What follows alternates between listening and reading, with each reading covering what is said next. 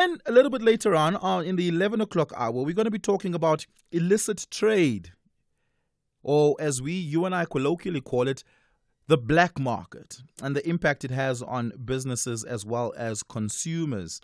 According to SARS, illicit trade costs the fiscus around 100 billion rand per annum. 100 billion rand per annum. And of course, illicit trade is criminal in nature, and illicit trade does find itself to be at the center of the misfunction of law enforcement of South Africa and our ability to not only secure our borders but secure our streets from the movement of contraband and the movement of syndicate crime organizations that make illicit trade possible. So that's what's coming up on the show today. I'd love to hear your engagements in those conversations. Interesting and important conversations coming up. But yeah, it is the open line. What is on your mind? 086 000 2032, 086 000 2032. There's much said in the previous show around Ramaphosa's visit to Donald Trump in the White House next week. And a lot of people have very, very strong opinions. Rightfully so. It is a pivotal moment. Last night, my producer, Kuma, said to me that if Ramaphosa is able to tame Donald Trump, it would be perhaps his single best achievement as president in ways that other presidents haven't. It's a really, really cringe fest, and it's really uncomfortable. Canada has a new president after the term of Justin Trudeau had come to an end. The Canadian Prime Minister went to visit Donald Trump last week, and Donald Trump spewed all manner of things about Canada, still insisting that Canada must become the 51st state of America, and going on and on about how he believes that Canada receives protection and economic favor from the U.S. Meanwhile, Canada is actually the U.S.'s biggest customer. And the Canadian Prime Minister time and time again had to correct Donald Trump. This was last week. This wasn't too long ago. This was last week. The Canadian Prime Minister had to correct Donald Trump on basic facts. Basic facts. And he did it really tactfully. President Ramaphosa really is a tactful person. But he's also sometimes incredibly timid and very non-confrontational in his nature. Look at all the interviews he does. It's very non-confrontational. He doesn't approach controversy. He often chooses to defer it down the line to address it in a manner within which he can control the environment. And the thing is, if he steps into the White House and he does that press engagement in the Oval Office that has now become culturally part of Donald Trump's bilateral engagements with other heads of states, those journalists will badger President Ramaphosa with all manner of questions which he would have no control over. The political culture in South Africa is that the presidency has always controlled who they give access to. This is why interviews and political and media engagements with the president is few and far between. Journalists continue to bemoan how inaccessible the president is to South African journalists. Well, he won't be able to hide from the American journalists once he steps into the Oval Office, right? He wouldn't be able to. And there he has absolutely no control of what gets asked and how it gets asked. And that, I think, is the danger of that visit. President Ramaphosa is not used to the political culture that he will be confronted with. None of those politicians he's taking along with him are used to the political culture that they will be confronted with. And I think that makes me very, very anxious and nervous about that visit. Because here's the reality.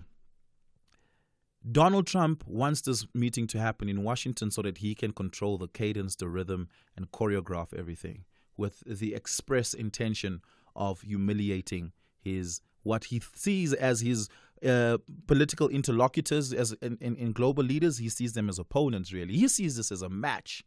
Donald Trump tries to one-up you. He has a very macho and transactional approach to how he conducts foreign policy. But more importantly, Donald Trump also does very transactional foreign policy in the sense that he likes to put hardline non-negotiables on the table. And he will, and as we've seen him do it with other world leaders, he will slap you with a non-negotiable condition in front of the media. And now you have to respond.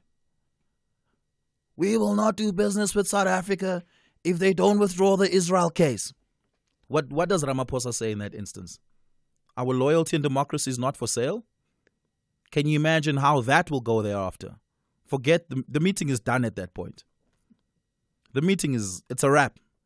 Donald Trump says, we will not do business with South Africa if they don't withdraw their land laws. Because he wouldn't know how to say land expropriation. What does Ramaphosa say at that point? The people of South Africa have spoken? Well, that's the end of the meeting at that point. Donald Trump is incredibly unpredictable and cantankerous. And I'm not sure Ramaphosa is used to that level of political culture. Ramaphosa is very smooth in diffusing tense situations. He does it really, really well. He prevaricates really well because he's a master prevaricator. But he certainly is non-confrontational in many ways, and I don't think that bodes well for him. And I'm not saying he must be confrontational, but he will only be able to prevaricate for so long. And it's interesting to me, last point I want to make on this, it's interesting to me that he's taking such a small team of ministers with him, because usually these sort of bilaterals have a lot more ministers going. There's usually 2 ministers from the president, well, a minister and a deputy minister from the presidency, or 2 ministers from the presidency that goes along, and a minister here and a minister and various, like 6, 7 other ministers. Here he's only taking 3 ministers. He's taking Pax Tau, he's taking John Steenhuisen, and he's taking Ronald Lamola. Trade will be discussed. Enoch Godongwana is not part of that conversation. He's not there. But trade will be discussed. Right? That's it. And so that for me makes it seem like it's almost a singular conversation that will be had. It's a very lean team. It's smaller than most bilateral presidential delegations. And it's a 3-day visit. So that's going to be fascinating. We can all figure out why the Minister of Trade, Industry and Competition is there. Minister Pax Tau. We know why he's there. We know why Ronald Lamola is there, the Minister of International Relations. Why is John Steenhuisen there? Why is John Steenhuisen there? To go and tell Donald Trump that white farmers are not being killed in South Africa because he's the Minister of Agriculture. I kid. We have a lot of agricultural trade with the US. We export a lot of citrus to them.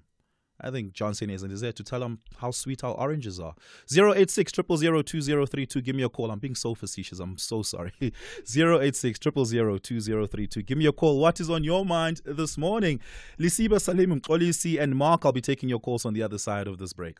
As a business owner, I've noticed how being energy efficient has improved my savings and the growth of my business. You too can improve your margins by adopting energy efficient behaviors. Simply switch to energy saving lighting, switch off non-essential equipment, and maintain HVAC systems. These are some of the ways you can use electricity wisely to see your business soar as well as contribute to a greener planet. Just like every rand counts, every kilowatt counts. Let's use electricity wisely. Eskom.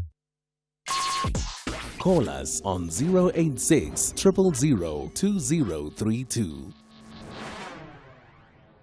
It is the open line. What is on your mind this morning? Let's jump straight to it. Salim in Durban. Salim, good morning. Salim?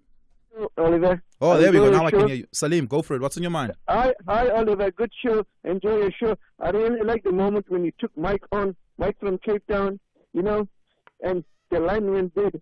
So you actually... Yeah, I'm so... Our telephone lines have been very unreliable. I was really hoping Mike would call back so we can continue that conversation, but alas. But yeah, we're here now. What's on your mind? Yeah. Oliver, I'd like to speak about Itala Bank. Yeah. In KZN. Itala Bank is a bank of the people.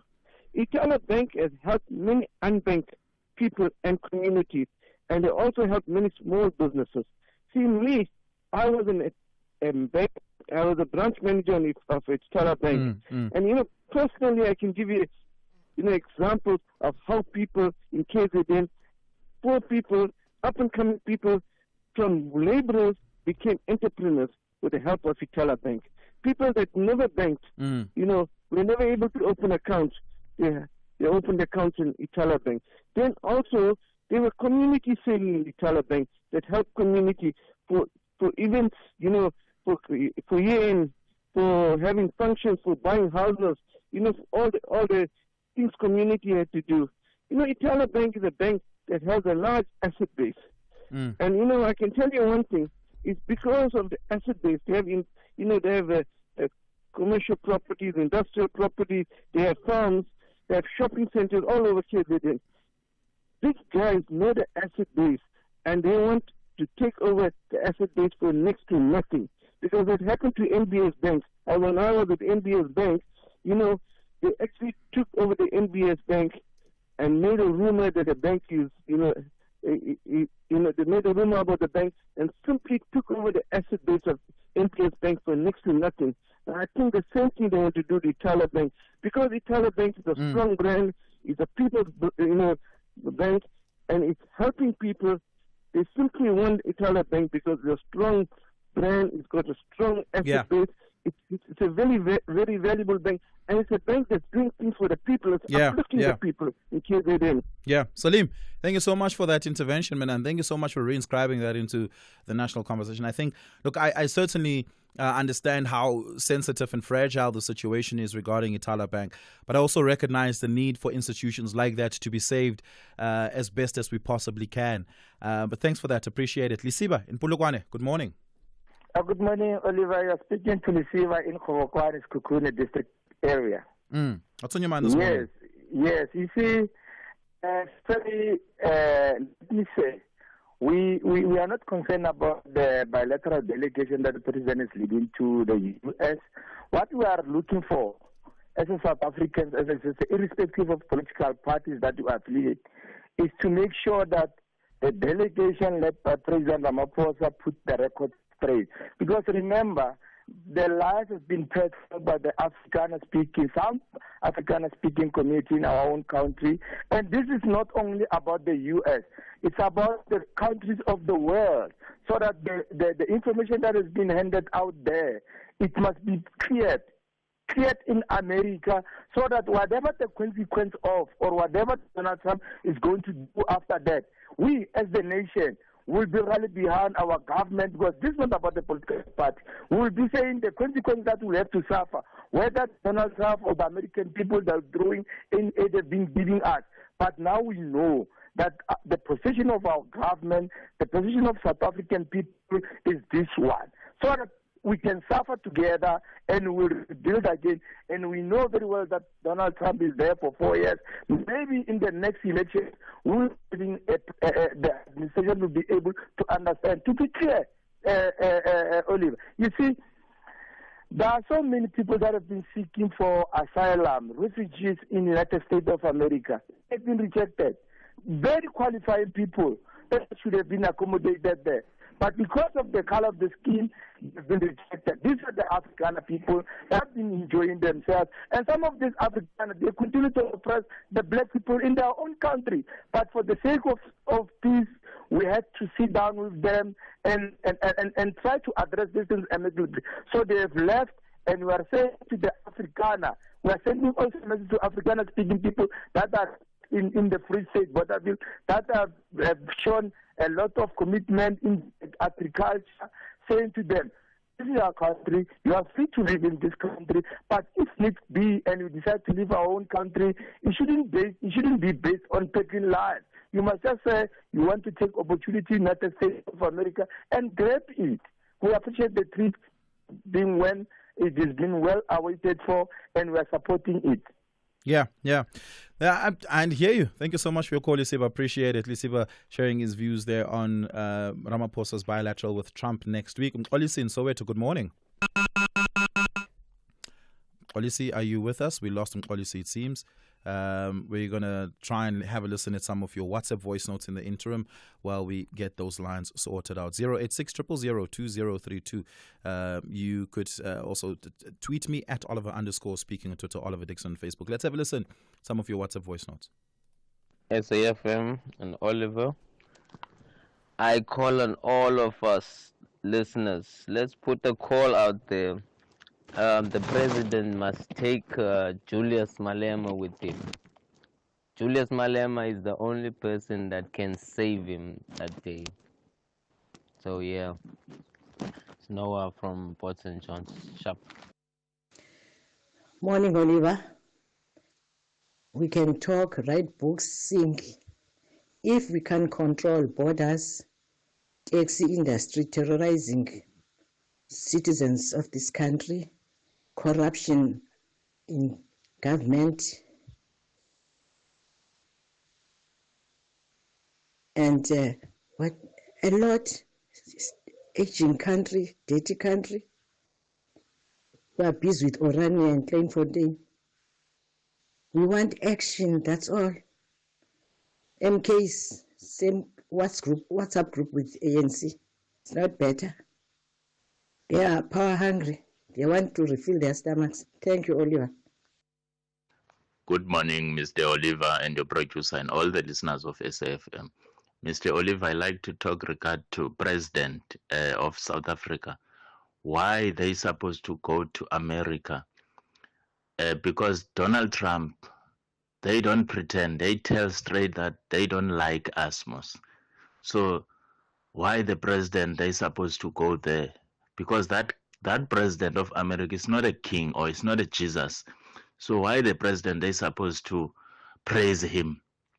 Like China, president of China, they don't tolerate that president of America. They tell straight that we don't care about you. So why the South Africa? No, man. No. Well, if the person, Mr.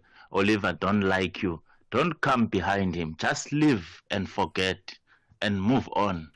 That is my concern for today. Sia, thank you. Yeah, we can't treat sensitive geopolitical moments like we treat disputes in our family, like we are fighting over a family home. These are very serious things and a lot on the line. China can afford to do that because America is quite literally indebted to China into the hundreds of billions of dollars. America owes China money. China can just be like, okay, we come to collect, right? And so America in many ways bends to the whim of China in ways that they're not comfortable with admitting. Let's speak to Mxolisi again. Mxolisi, are you with us? Hi, Oliver. How are you? I'm good. Go for it. Good, thanks. Yeah, in terms of our roads, I'm beginning to think that, I mean, just for starters, we've built very good, beautiful roads in South Africa, but to watch them go from bad to worse is very disheartening. I'm beginning to think that maybe we have to maintain our roads. It's such a hard skill to find. And just number two, on top of that, wouldn't it be a low-hanging fruit in terms of creating employment? I mean, you drive around the country, you see stop and goes when they are fixing roads, then you see people are assisting there. So I think it's one of the long routes in terms of decreasing the unemployment rate. So yeah, that's my 2 cents worth. But I'm really worried about the state of our roads, potholes, etc. You know what, Mxolisi? I made the argument the other day, and I want to make that point again today. We need to make it as expensive as possible for our government to not fix the roads. I'll give you an example. Yes. If you hit a pothole and it damages your car, you're entitled to claim the cost of the damages from your local municipality, right? Sure. Many of us just don't do that because it's a lot of admin, it's cumbersome, it takes time, they send you from pillar to post, but you're entitled.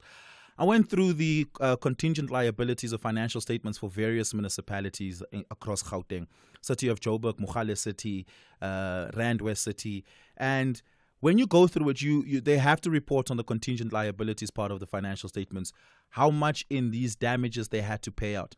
There's a gentleman whose vehicle was damaged by a pothole in Rand West City, and his car was damaged because he hit the pothole at night. That man claimed 77,000 Rand back from the municipality because his car got damaged due to a pothole.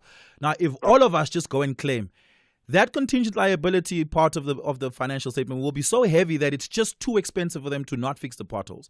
Because if it wouldn't make sense for your contingent liabilities on potholes to exceed 100 million when you really could just fix the potholes for far less than that, money right? To fix the roads. Yes, we need to, as residents, we need to make it too expensive for them not to fix potholes. And I think that's when we'll start seeing action. Hopefully it's easier then for everyone to claim. Hopefully the process is much more easier than currently is, because I spoke to a friend of mine who also struggles to submit a claim. He hit a pothole and then damaged his tire. But thanks for the advice, Oliver. Thanks. Thank you so much. Good really job. do appreciate it. 086 000 2032. We continue with the open line. That's the number to dial. On the other side of this, it's 9:30, and Musa has your latest headlines. Good morning. Thanks, Oliver. In the headlines, the ANC has won a ward in highly contested by-elections in the Namakwa municipality in the Northern Cape. The party received 779 votes, Namakwa Civic Movement 572 votes, the DA 437 votes, EFF 11 votes and the Patriotic Alliance 296 votes. Political activist Peter Kriel says he does not agree with the views of Afrikaners that have moved to the US to be resettled. He says they will not be able to protect the Afrikaans culture. And the Democratic Alliance has written to Parliament's Higher Education and Training Portfolio Committee to object to the new appointments of the Sector Education and Training Authorities board members. I'll have details on these and other stories at 10. Hashtag SAFM Talking Point.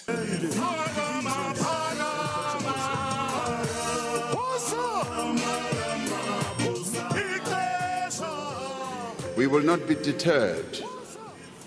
We are, as South Africans, a resilient people, and we will not be bullied.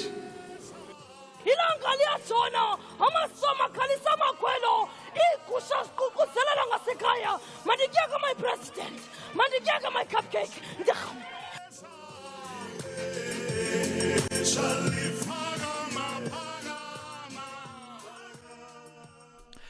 28 minutes to the top of the hour. It is the open line. Clear Shalifikile. Yeah.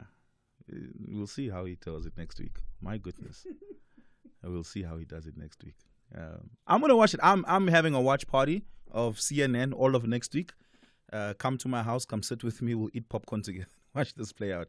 I really do want to, I don't think we really understand how this perhaps is the biggest test of Ramaphosa's presidency as far as geopolitics is concerned. He's navigated very tough moments really well in the past. Deterring Putin from coming to South Africa for the BRICS summit, that was a masterstroke, right? He avoided a really sticky situation. But can he employ those negotiating tactics in the way Trump conducts negotiations and engagements? That is the ultimate test here. Let's go to the lines. Mark in Cape Town. Mark, good morning. Good morning, Oliver. Hi, Mark. Go for it. What's on your mind? You specifically want to respond to Robert, who called from East London yesterday, who used to work for the rail agency. Correct, yes. And during those years, it was like the different sectors, the Spoornet, the Transnet, the Portnet, and the Transtel. Now, exactly that year, 1994, in the Port of Cape Town, I can clearly remember, we were employed by the Portnet sector in the Port of Cape Town. Now, according to your Robert, whoever, what he said about the retrenchments, but we were like a new...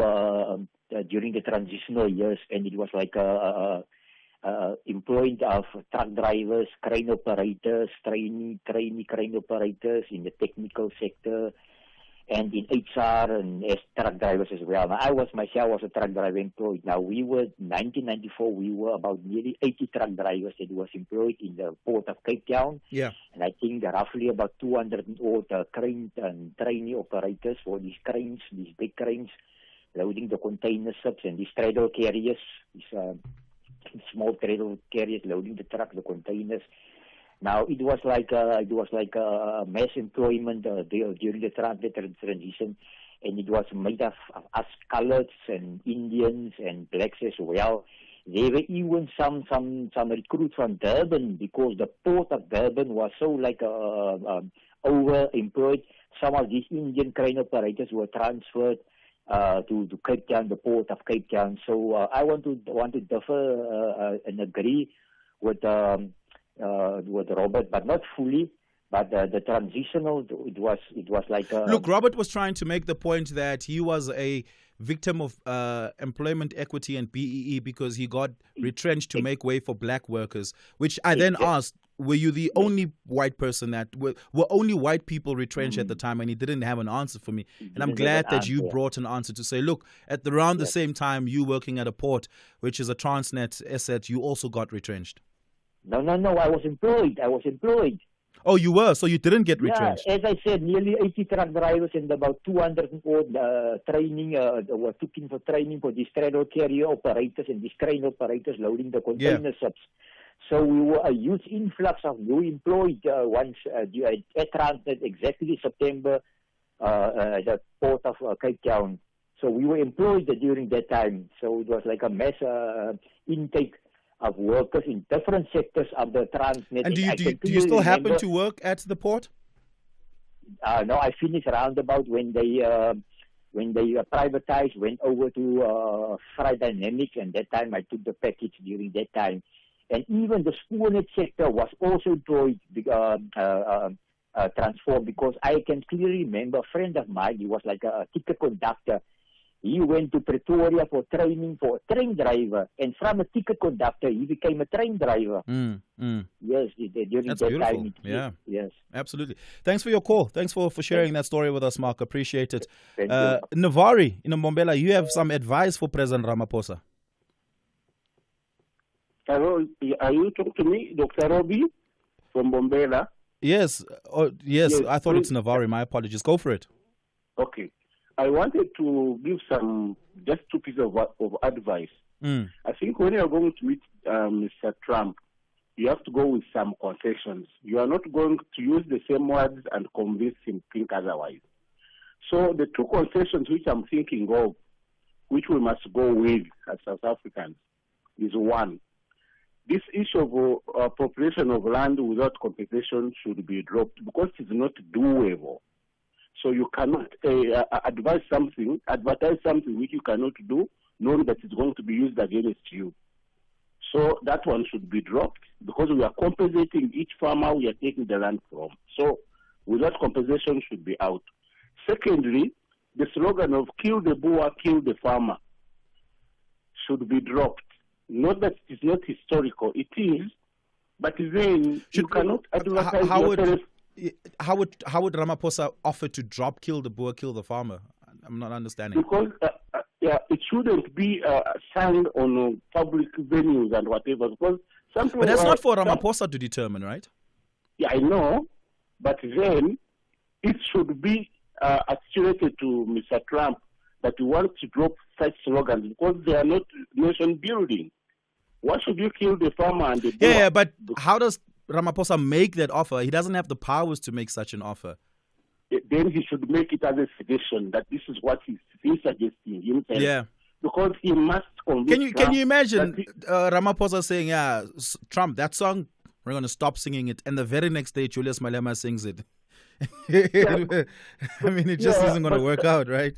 Yeah, but it should put in the it should be put in parliament and then talked about.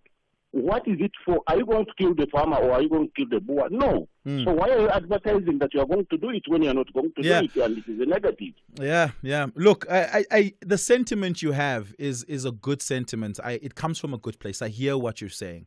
But unfortunately, you're not understanding. This is what Trump can listen to. Yeah, you must have some concessions, otherwise he won't listen to our old story. It's like that. You must come with some concessions. Even this language. No, I agree with you. Trump is all about concessions and transactions. Please, those two must be tabled. They can talk about it now before they go. Yeah. Because they are not helping us. We are advertising the wrong thing and we are doing the right thing. But the advert is wrong. Yeah.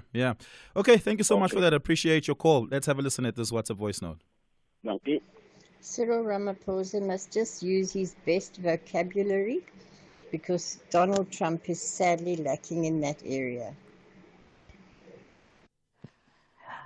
Morning SAFM, morning Oliver. Yo, you made me laugh the way you impersonate Donald Trump. You did it so well though. No, you can do him. Oh, thanks for the laugh and the good morning. Morning, Oliver. You said you're going to watch it from CNN. Listen, in this country, we're not getting the balanced view of the international news. CNN is very biased towards the liberals and the Democrats. It's not balanced, In this country, at least what DSTV can do is also give us Fox News. So we can meet in the middle. So you can watch CNN, watch Fox, and then decide for yourself as a viewer what the real situation is. For example, CNN is saying that migrants are being taken out of America illegally. Fox News is saying they're being taken legally. So because in this country we're only exposed through DSTV to CNN on the mainstream, networks, not the other side. I think we need to hear from the other side so we can make up our own unbiased views, because CNN is biased. They've said it themselves. They hate the man. They hate Donald Trump. So nothing positive is going to come out from that news station about the whole situation with America, with South Africa, migrants and all that. So we need two sides of the story so the people in Africa and South Africa can make up their own minds about what is truly going on. It is an absolute false dichotomy to think that if two people disagree about the fact of something, that the answer and the truth lies in the middle of that disagreement, somewhere in the midpoint between the two. No, it doesn't work like that. If two people argue that the earth is round and the other say the earth is flat, it doesn't mean that the earth is a triangle just because two people disagree with it, right?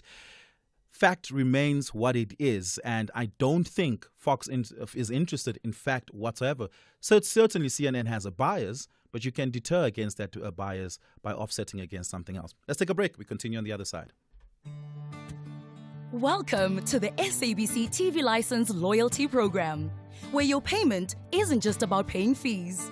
It's about joining a vibrant community of connected viewers. Ready for the journey? Here's your roadmap. Sign up at sabctvlicenserewards.co.za and unlock an instant reward. You'll get an SMS to confirm your registration. Make a 50% or 100% payment to your account for a payment confirmation SMS and a promotional code. Explore our partners' product catalogs for an array of offerings. Receive an SMS voucher for your favorite outlet as the icing on the cake. Don't wait. Dive into a world of benefits.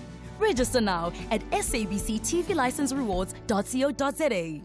T's and C's apply. Remember, TV license fees aren't just payments, they make a difference.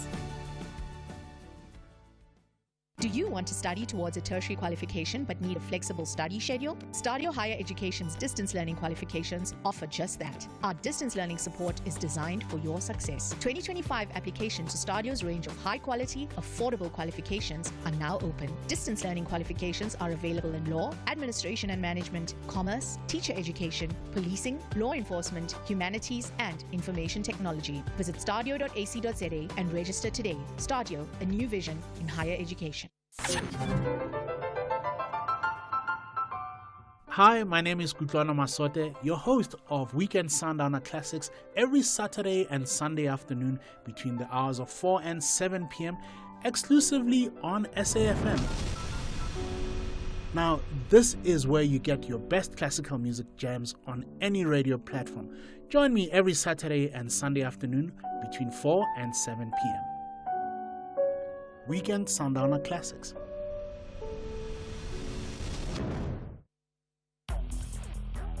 Conversations that you connect with and react to. SAFM. 15 minutes to the top of the hour. It's the open line. What is on your mind? 086 000 2032. Mpapuli out in Germiston. Good morning. Yes, sir. Morning. How are you? I'm good. Go for it. What's on your mind? Yeah, quickly. I've heard during Tulas's morning show a lot of people saying Cyril can't negotiate anything. But I think the other main objective of radio is to educate our listeners. And I would say, if you recall in 91, he led the ANC delegation to negotiate the end of apartheid. The man is a well-known seasoned negotiator. And in 98, if you recall, in Northern Ireland, he helped the Northern Ireland to reach the Good Friday Agreement.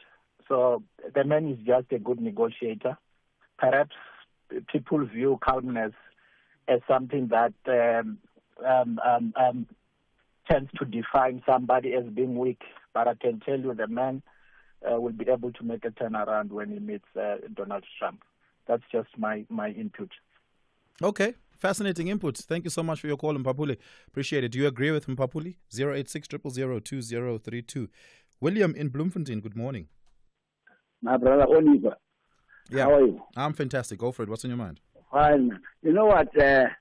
I'm just asking that we as South African people, progressive South Africans must not confuse ourselves about this handful of white people who went to America.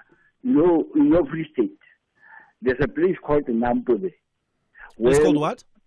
Nampo. Nampo.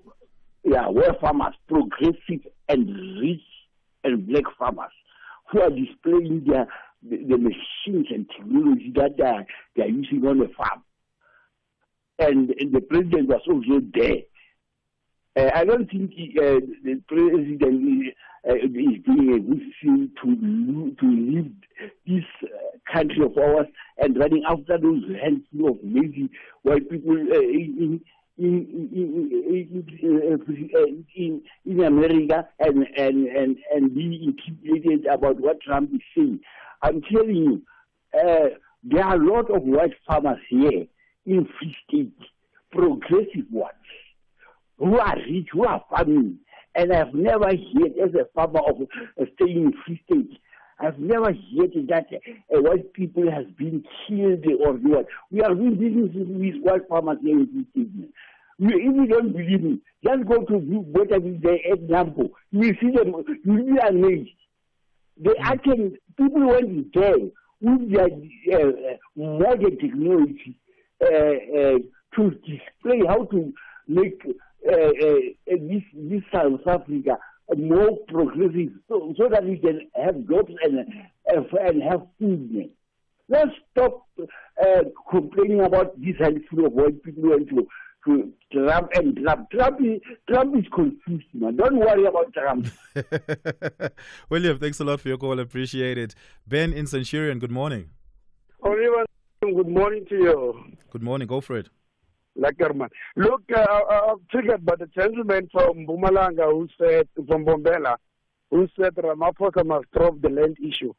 I believe he's in the wrong side of the fence. South Africa is the best country here in Africa that happened to make sure that the land issue is handled legally so and in such a way that the landowners are accommodated.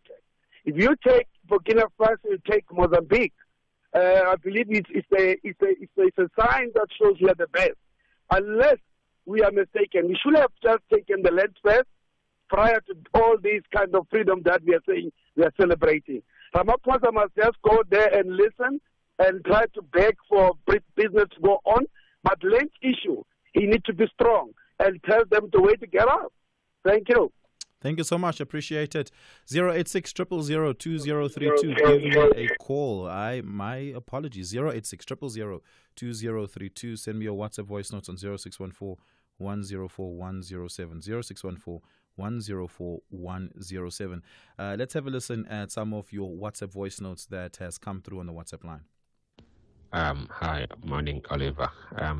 I just need to find out what happens to the tax implications of these people when they suddenly leave for the U.S. Will we not be triggering the issues of CGT in that aspect? Just wishing to find out what would happen in that area, or has something in that aspect been looked at? Just love to know. Thanks. Yeah, you're asking a very high-level question of unemployed people. I'm pretty sure they're not thinking about any tax implications. They're refugees now. They don't have jobs.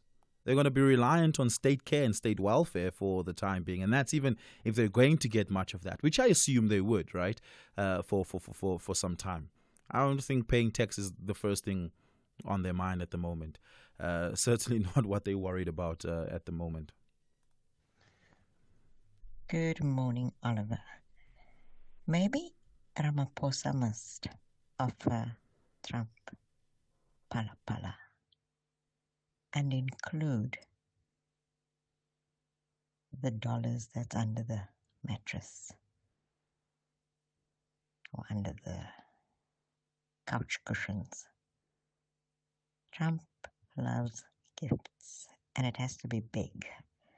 So yeah. I think Pala Pala and this few $100 will do the trick. It might. Who knows? Theresa, Cape Town. Well, the Qataris gave him a major jet, a massive aeroplane. I'm not sure that we're going to beat that. I'm not sure we've got that kind of money. And I'm not sure there are enough dollars in Ramaphosa's couch to buy Trump a plane. Maybe he could offer him the land of Pala Pala. Trump loves land. He calls himself a real estate mogul despite every business he's ever run being insolvent and bankrupt. Offering him some land may make him think that he got a really good deal. Ramaphosa just has to convince him that it's prime land in South Africa. You'll never get any better land than that, and then he'll buy into it. Perhaps. I hear you. I hear you, Theresa. We're going to continue taking your calls. 086 000 2032. Let's take a short break. The wait is over. I've been hustling, grinding, and now it's time for the glow up you've been waiting for. Unapologetically, made the bay. From the grind to the glam. Anele Zondo The Glow Up on Saturdays at 8 p.m. only on SABC 1, Mzansi, for sure.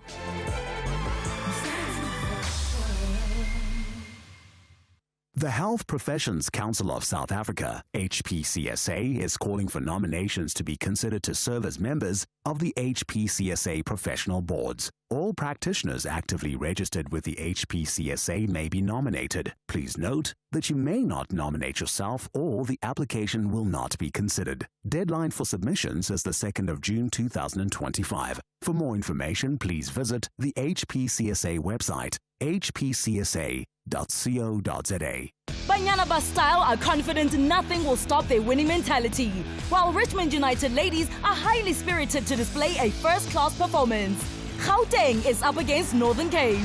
This is the Hollywood Best Super League. Catch the delight of Mzansi's women's football, Mamelodi Sundowns Ladies FC versus Richmond United Ladies on Sunday 18 May at 2:30 p.m. Streaming live on SABC Plus, SABC 1 and SABC Sport on DTT Channel 4. Proudly brought to you by SABC Sport.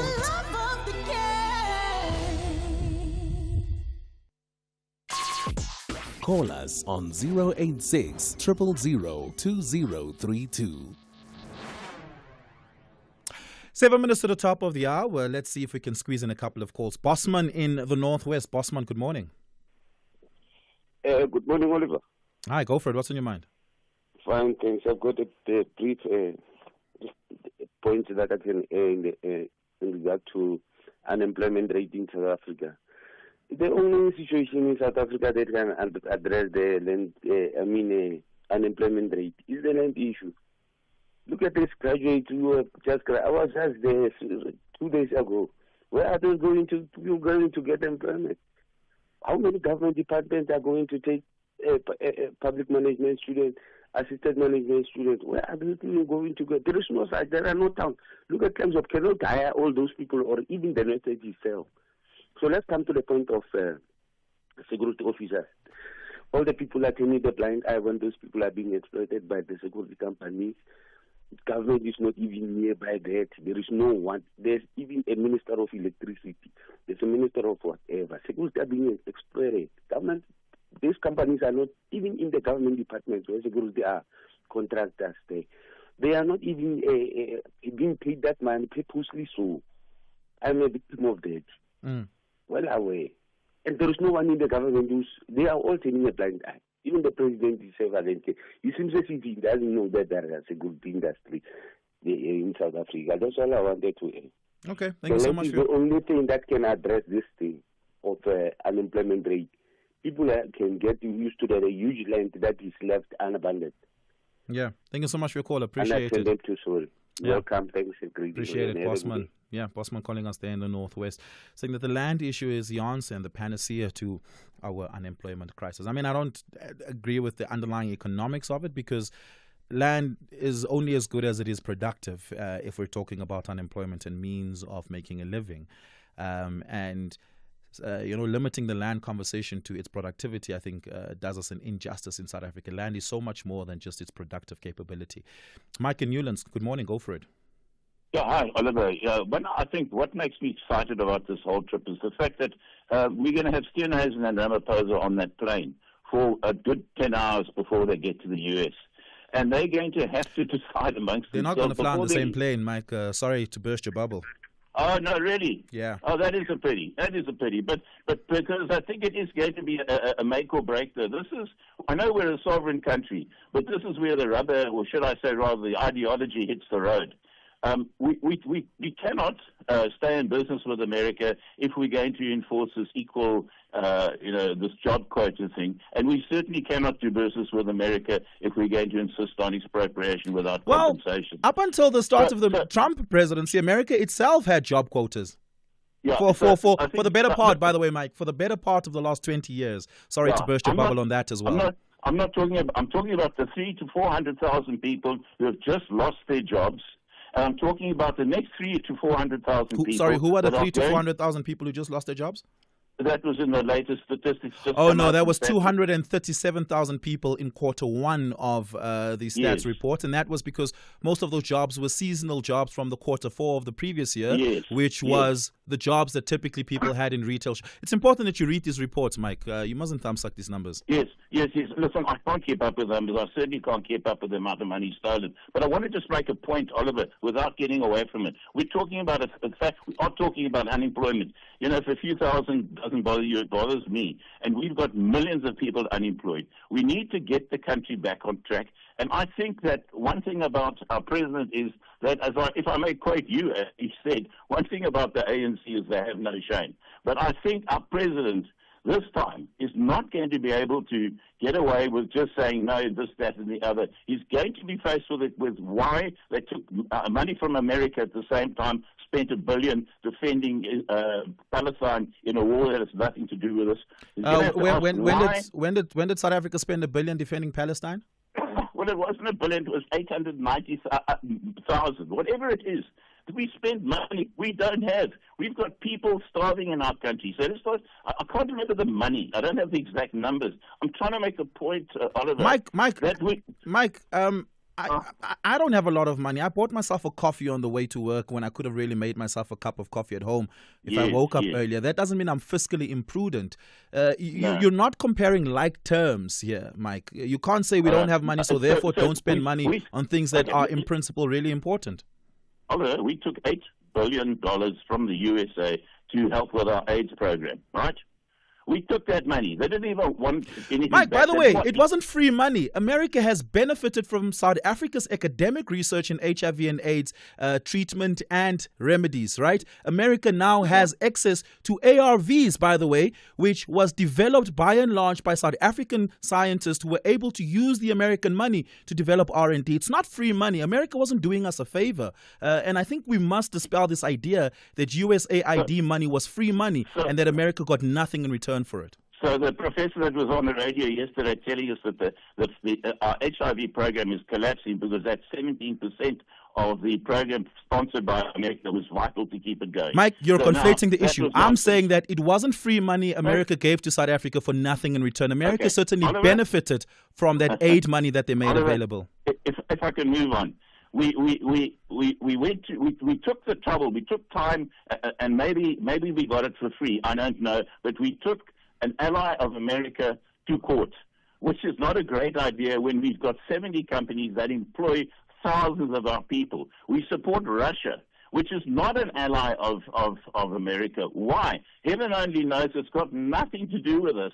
And all I'm saying is that again, Mike, none of those American businesses have closed down. They still operate here, and that's because they're not doing us a favor by allowing them to do business here. They too businesses aren't in the business of charity. They do business in South Africa because they want to, because they realize it's a good market to go make money in.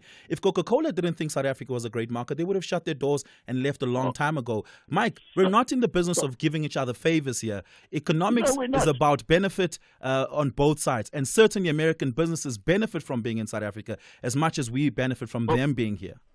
But we need more. We need more businesses here. And more will come. More will come. Amazon is expanding in South Africa. Amazon isn't scaling down. Certainly more American businesses are coming to South Africa. That's a drop in the ocean. It's a few people would buy.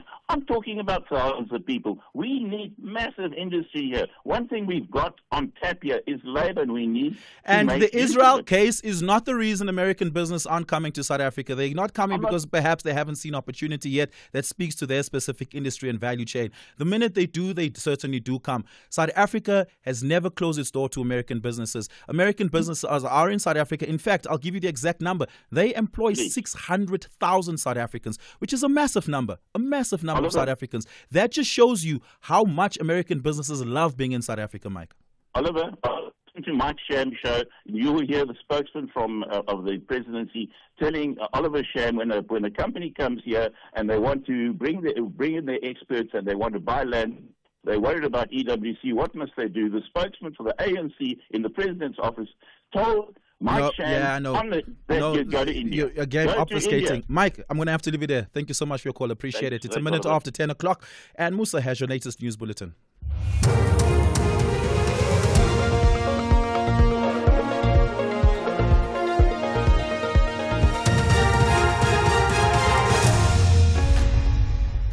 In our top stories, ANC wins by-elections in the Namakwa municipality and Putin pulls out of peace talks with Zelensky. Good morning. The ANC has won a ward in highly contested by-elections in the Namakwa municipality in the Northern Cape. The party received 779 votes, Namakwa Civic Movement 572 votes, the DA 437 votes, while the EFF received 11 votes and the Patriotic Alliance 296 votes. The ward was previously under the control of the movement, which is currently running the municipality in a coalition with the DA. In another by-election, the DA won Ward 9 in Stellenbosch in the Boerland. The DA and ANC contested the ward in the CBD, following the resignation of a DA councillor. Political activist Pieter Kriel says he does not agree with the views of Afrikaners that have moved to the US to be resettled. 49 have already arrived in the US after the President Donald Trump signed an executive order saying they were victims of racial discrimination. More Afrikaners are expected to join the 49 in America. About 70,000 South Africans have expressed interests in moving to the US. Kriel says they will not be able to protect the Afrikaans culture. He also says their claim that they are fleeing persecution is unfounded. It's impossible for a people to be a refugee when there's 7% of the population but somehow manages to still own and control around 72% of national wealth. That is astounding to me. People that flee to another country for persecution reasons, they don't line up in airports, they flee persecution. And you cannot protect Afrikaans culture if you're in exile. Afrikaans culture only exists in Africa. Other countries don't want your apartheid baggage. The Democratic Alliance has written to Parliament's Higher Education and Training Portfolio Committee to object to the new appointments of the Sector Education and Training Authorities board members. The party has cited the inclusion of prominent ANC-linked individuals such as Minister Gwede Mantashe's son, Buyambo, and former KwaZulu-Natal Premier Nomusa Dube-Ncube. They are concerns the seaters which facilitate skills development through programs like learnerships and internships would be potentially politicized. DA National spokesperson Karabo Khachau says the entity won't be as effective as it should. They are pretty much eating away at the board's ability to do its work effectively because, people don't have to work. All they have to do is just be there because they know that they're either Gwede Mantashe's son, they're either Gwede Mantashe's advisor, they're either a former premier of the KZN. We are looking very earnestly to closely be able to deal with the minister and let her answer for why is it that she thinks that KZN ANC cadres should be at the helm of seaters, particularly when we know seaters are a playground of rot and corruption across the sector. The Hawks have discovered an underground laboratory believed to be manufacturing illicit drugs on Rooikopan Farm in Standerton in Mpumalanga. The Hawks provincial spokesperson says the recovery follows a massive bust last month at the same farm. Police have found 2 places at which drugs were suspected to have been manufactured. The latest has led to the arrest of 6 Mozambican nationals and 2 South Africans. Russian President Vladimir Putin will not travel to Istanbul today for direct talks with Ukraine's President Volodymyr Zelensky. Putin has named a delegation that will travel to the talks. It reportedly includes seasoned negotiators, but not the president himself. Sherwin Bryce-Peace reports. President Trump, who is in the Middle East, suggested that he might travel to Turkey with the presidential talks to go ahead. But the delegation named by President Putin put an end to that speculation. European leaders earlier pushed for a 30-day ceasefire to begin this past Monday, but Putin suggested talks instead and named a delegation that included presidential advisor Vladimir Bedinsky and Deputy Defense Minister Alexander Fomin. Zelensky earlier said that were Putin not to arrive for the talks, that it was a final point to indicate that he did not want to end the war in Ukraine. U.S. Secretary of State Marco Rubio is expected to attend the meeting. Recapping the top story, the ANC has won a ward in highly contested by-elections in the Namakwa municipality in the Northern Cape. For SAFM News, I am Anne Musa. SAFM 104 to 107 nationwide. Leading the conversation. TSG believe if they double their efforts, they will close the curtain with huge smiles. But the Reds are on standby to cheers to an incredible season. This is the Bundesliga. Football as it's meant to be. Witness TSG Hoffenheim against Bayern München on Saturday, 17 May at 3 p.m. Streaming live on SABC Plus, SABC 3, and on SABC Sport on DTT Channel 4. Proudly brought to you by SABC Sport. For the love of the game.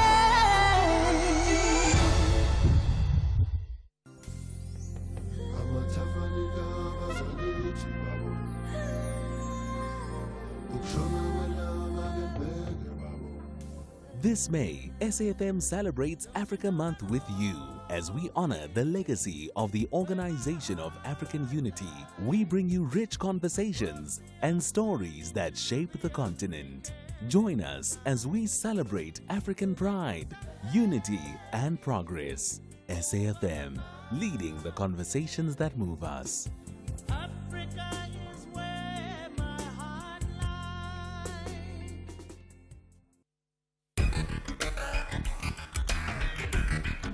The Talking Point on SAFM. Weekdays, 9 a.m. till midday.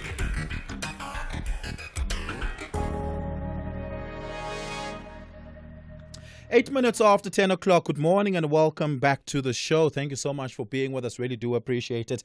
This is the Municipal Watch feature of The Talking Point because it's a Thursday, and today we're talking about electricity in municipality and local government spaces with a specific view on City Power in Johannesburg. And joining me for the conversation today is Senior Manager of Revenue Enhancement at City Power, Ngobani Mzizi. Ngobani, good morning. Thank you so much for coming in. Really appreciate it. Good morning, Oliver, and thank you so much for the opportunity to come and present ourselves, and greetings to all the listeners. Yeah, we're going to start very, very, very basically, very rudimentary questions we're going to start out with so that we can have a good sense of what the limitations are of local government utilities, such as City Power.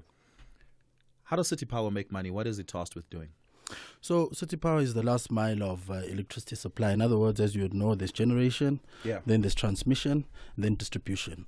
So we fall on the last mile being the distribution part in the main. Of course, we'll speak maybe about IPPs and so forth. Yeah. But in the main, we are the last mile after getting the power supply from Eskom, who until recently were the monopoly. They sell to us in the they're still a monopoly. Yeah, they're still a monopoly. Okay, let me say the only ones, before the IPPs and sorts came in, and then they sell to us, and then we distribute to the customers within the City of Johannesburg's jurisdiction.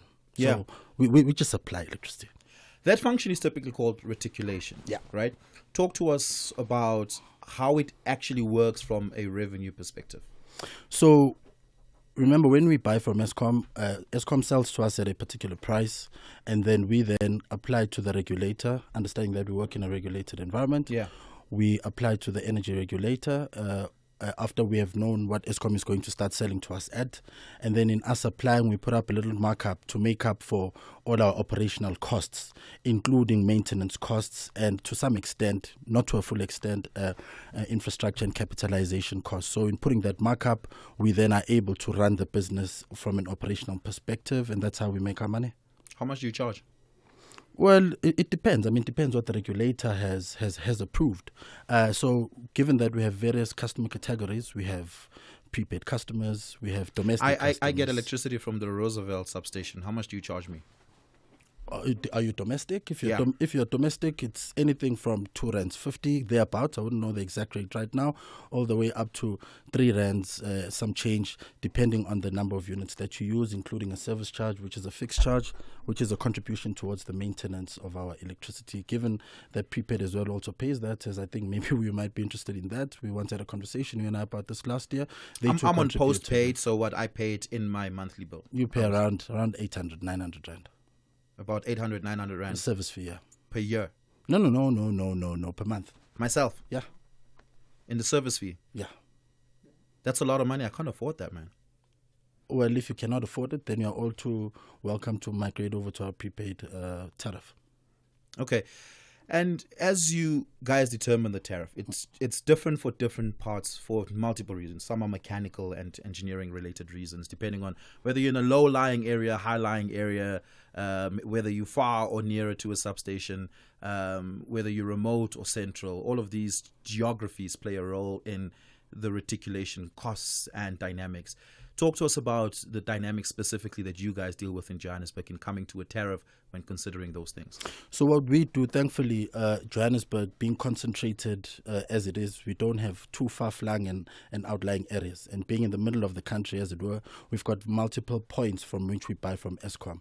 So as you say, you get from Roosevelt substation, we probably have a close line that comes from Eskom to there. So we don't necessarily charge based on your proximity to our substation and based on how far each person is. In our instance, we don't do that. We equalize the tariff. So whether you're close to Roosevelt or whether you are far from Roosevelt or Sebenza substation or whichever substation, we do not determine based on your distance. So we just base it on the various customer categories, which I was about to explain earlier on, being prepaid, your normal residential customer tariff as you are. We have commercial customers, which we call business customers, and then our large power users. So we charge the same irrespective of where you are within the city of Joburg, because we flatten that so that everybody pays the same. The only thing different is the type of customer you are to us. Do I get charged differently depending on who my electricity supply is? Eskom being largely the monopoly, but if there's an IPP up and running in close to my power station substation and they supply that substation, surely I should get a discount.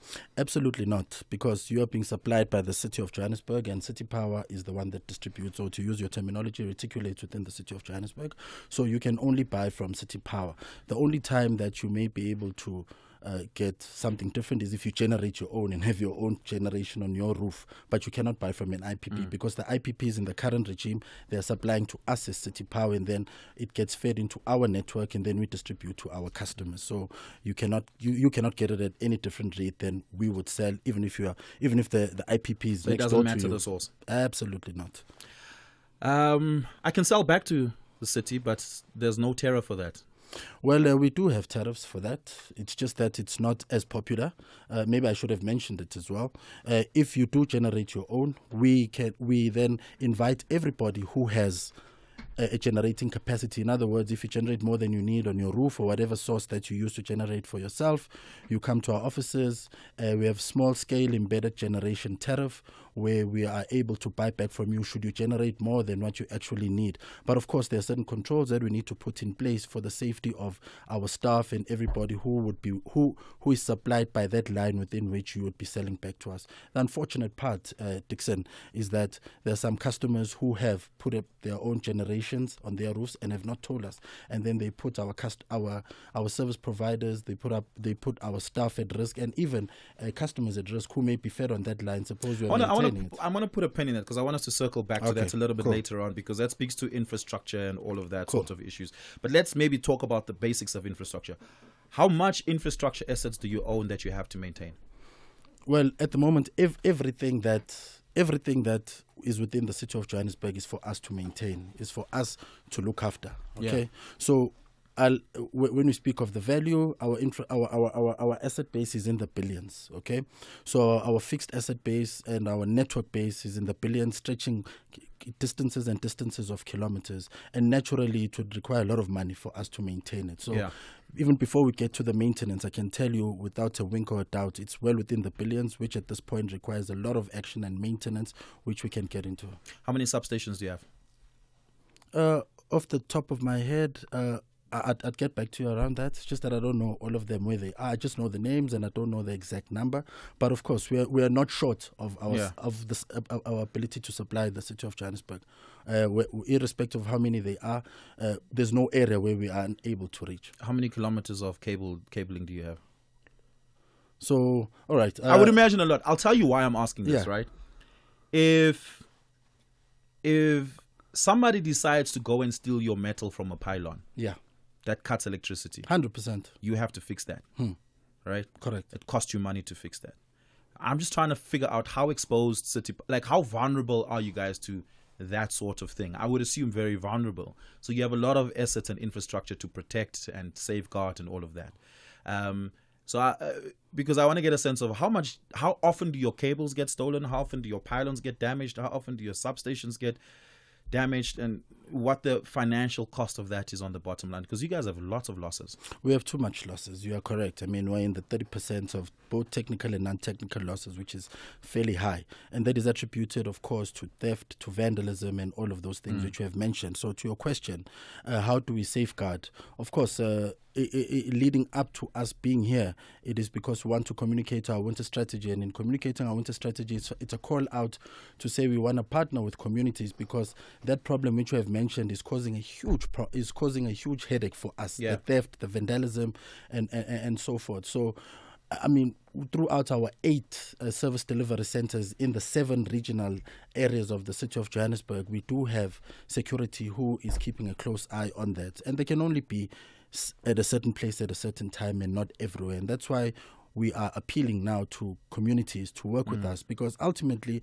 in the main, they should know, firstly, who does these vandalisms or who steals, because it's not people who come from the sky, and so somebody would know. So our appeal to them is to say, help us to protect that, because that exactly which you have mentioned is the big problem that we have. Look, how much losses do you have due to that? Well, did you guys have the figure determined?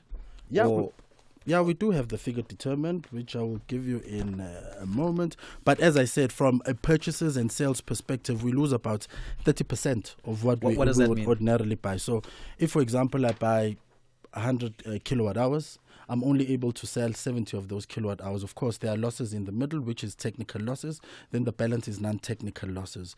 The technical losses, which are permissible in an industry such as ours, what we have calculated is that we should lose about 9%. So of the 100 should be. So that's losses that disappear during transmission. So if you were selling water, it would be a leaking tank. Correct. Well, not necessarily a leak. It would be more evaporation and anything which has not got to do with leaks, because leaks would be a maintenance issue. Environmental issues. Correct. Okay. Yes. Okay, that would be the equivalent of it. Yeah, that would be the equivalent of it. So in distribution, from where we get it from source to you, there would be some natural losses. Electrons just disappear. 100%. They get lost. Okay. So we make up for 9% of that. And then the difference around 2021, 22, where at the moment we're sitting on 31, 32%, that has got to do with the thefts and all of that, amounting up to around 4 billion. You know, it's quite a lot of money. So you only sell 70% of the electricity you purchase from Eskom? At the present moment, yeah. Give or take around 70%. Because of the What's the ideal? 90%? Well, the ideal, the 91 is what we are expecting as a base, right? So then we make up for non-technical losses, which we say should be around 5 or 6% generally. Other municipalities have it about 15 collectively, both technical and non-technical, up to 20. So, and 20 is a huge stretch. But because of the conditions in Joburg, which you have mentioned and which we all know of what happens, of the theft and so forth, these have stretched out and are quite extreme. Yeah. So we are at about 70. So to your question, we should be selling around 80, 85. That's a fair number for us. Okay, give us a call, 086 000 2032, 086 000 2032. You can send me a WhatsApp voice note on 0614 104 107, 0614 104 107. It's 20 minutes after 10 o'clock. I'm in conversation with Ngobani Mzizi, who's a senior manager of revenue enhancement at City Power. We continue the conversation on the other side of this. Mara, why? Why is the boss of breaking down spreadsheets now on the side of the road breaking down in a broken down car? Mara, why? Why aren't you insured with Santam, the leading short-term insurer that gives you emergency roadside assistance and home drive services when you need them most? To switch, call 0860 444 444 or SMS cover to 36101. Santam. This is freedom. Santam is an authorized FSP, a licensed non-life insurer and controlling company for its group companies. This year, our entire continent will gather. People from different places united by a common goal to discover, to connect, and to grow. The world will get to see our vision, the vast potential that lies within an unlimited Africa, with the objective of creating market access to our vast array of leisure tourism products. Join us from 12 to 15 May at the Durban ICC for this unforgettable experience. South Africa awaits. Come find your joy. Africa's Travel Indaba is proudly brought to you by South African Tourism. Join us this Tuesday evening at 7:30 for the latest series of SAFTA award-winning reality show, The Tastemaster SA. Today's theme is all about bread. I love making bread. I am shaking my boots. What a page. We got this, we got this. Oh, that didn't sound convincing. I'm feeling a little stressed. I'm not going to mess this one up. That's The Tastemaster SA. Tuesdays at 7:30, repeats Sundays at 4. Only on SABC2.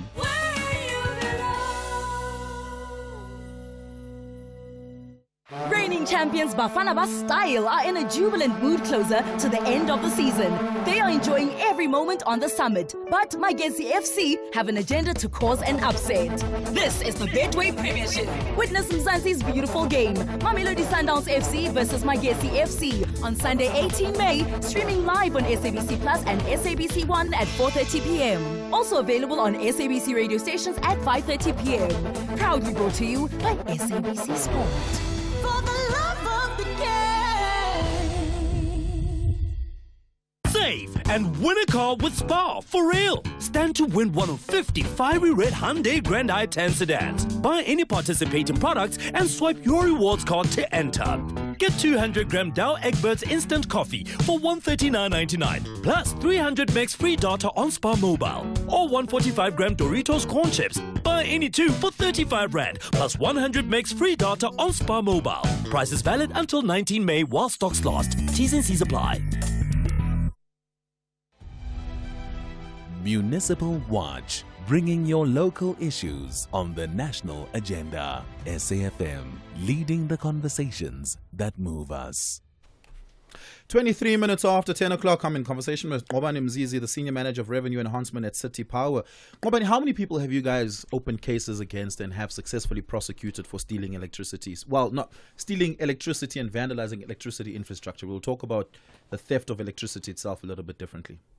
Well, the prosecution rate is fairly good. With regards to the number, in this current year, there's a recent case where we had arrested 8 and they were successfully prosecuted.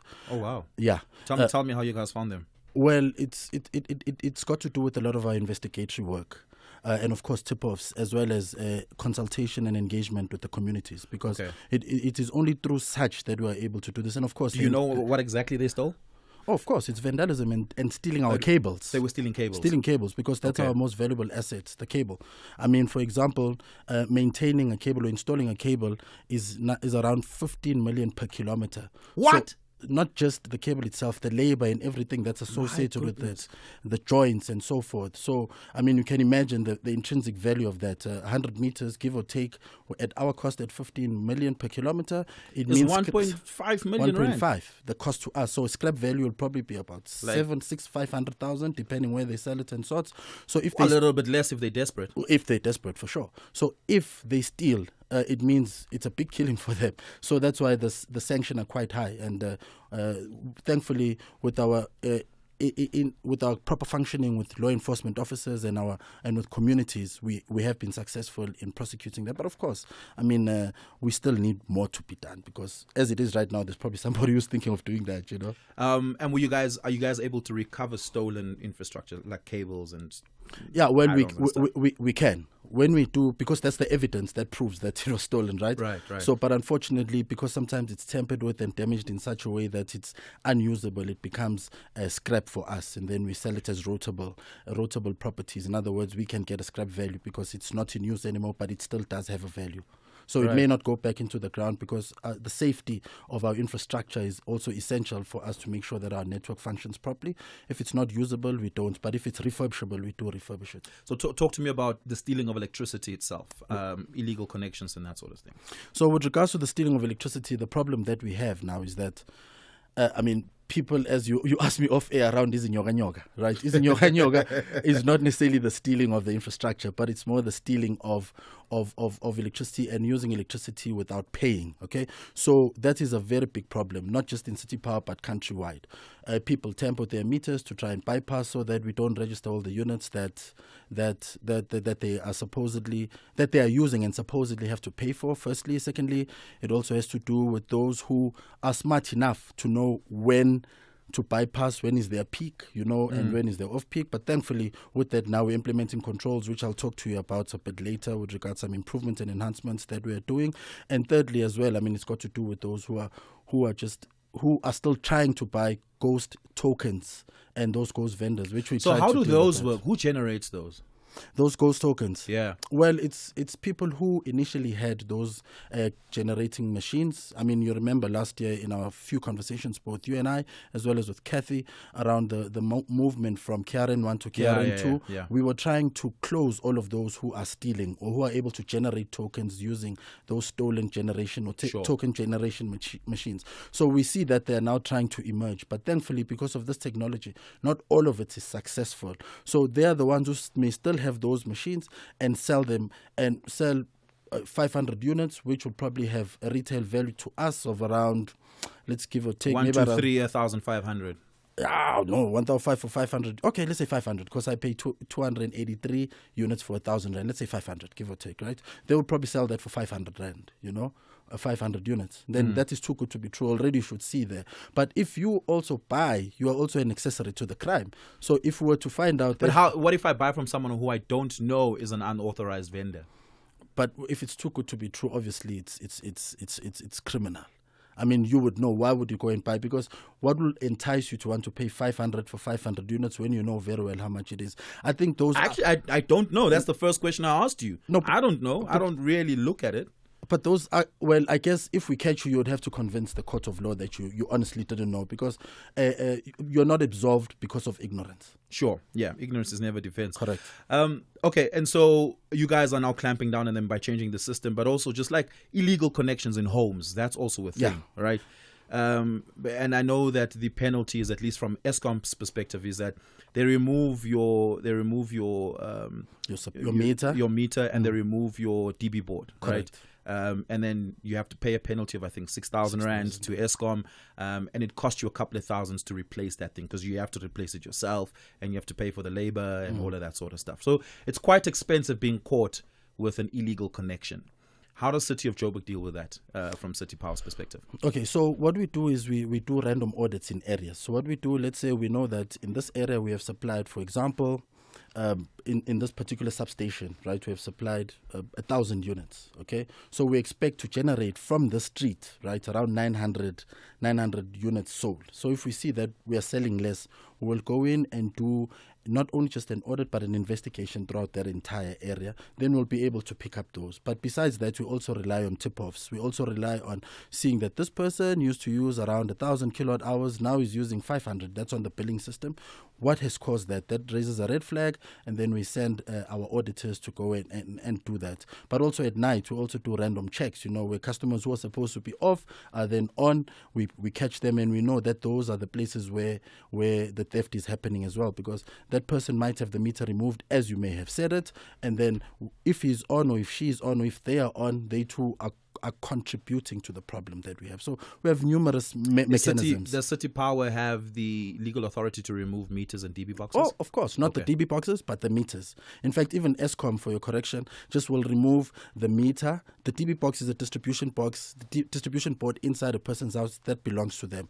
Our infrastructure is our meter and our keypad within the house for a prepaid customer, but for a conventional customer, it's the meter and the infrastructure or the cables that go to the meter, because anything after the meter is for the customer. So up to the meter, we can remove that, and then we can remove from the DP, from the transformer, a cable from the transformer to where the meter is located. That is what we do.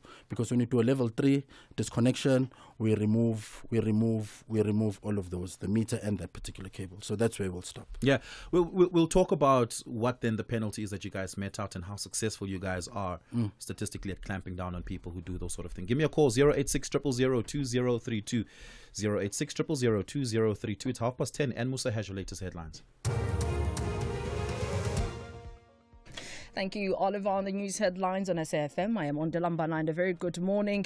Head of Durban Tourism, Winnie Lemtungwa, says this year's Africa Travel Indaba has successfully positioned the city on a path for future tourism. The tourism growth, the Indaba, which is taking place at the Nkosi Albert Lutuli ICC, will end today. The ANC has retained Ward 4 in the Mbofana municipality in the KwaZulu-Natal Midlands in a hotly contested by-election. In others by-elections, the ANC has won a ward in the Namakwa municipality in the Northern Cape, while the DA has won Ward 9 in Stellenbosch in the Boland. The by-elections took place yesterday, and 26 Palestinians have been killed in Israeli airstrikes on southern Gaza. A full update follows at the top of the hour. A look at your markets this morning. The rand is trading at 18 rand 26 to the dollar, 24 rand 20 to the pound, and 20 rand 44 cents to the euro. Markets in Asia were red across the board at the closing, while the JSE is mainly weaker during mid-morning trade. Markets in Europe have extended losses. Gold is trading at $3,139 and platinum at $969 per ounce. The price of Brent crude oil is at $64.15 a barrel. Municipal Watch, bringing your local issues on the national agenda. SAFM, leading the conversations that move us. I'm in conversation with City Power this morning, and we're talking about electricity, its losses, and the management of its infrastructure and how it impacts you as a customer in the business. Give me a call, 086 000 2032. Let's go to the lines. Mr. Search out in Forest Hill, good morning. Mr. Search, are you with us? Yes, I'm with you, sir. Oh, there we go. Loud and clear. Go for it. What's your comment or question? Yes, sir. Actually, good morning, Mr. Nzizi, and good morning to the listener. Yeah, go for it.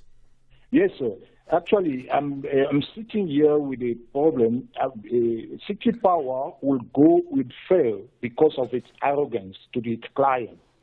You are having a client here. For the last 15 years, I've been buying City Power, power from City Power. And suddenly, on the 13th of July 2023, they told me their record shows that my power has dropped.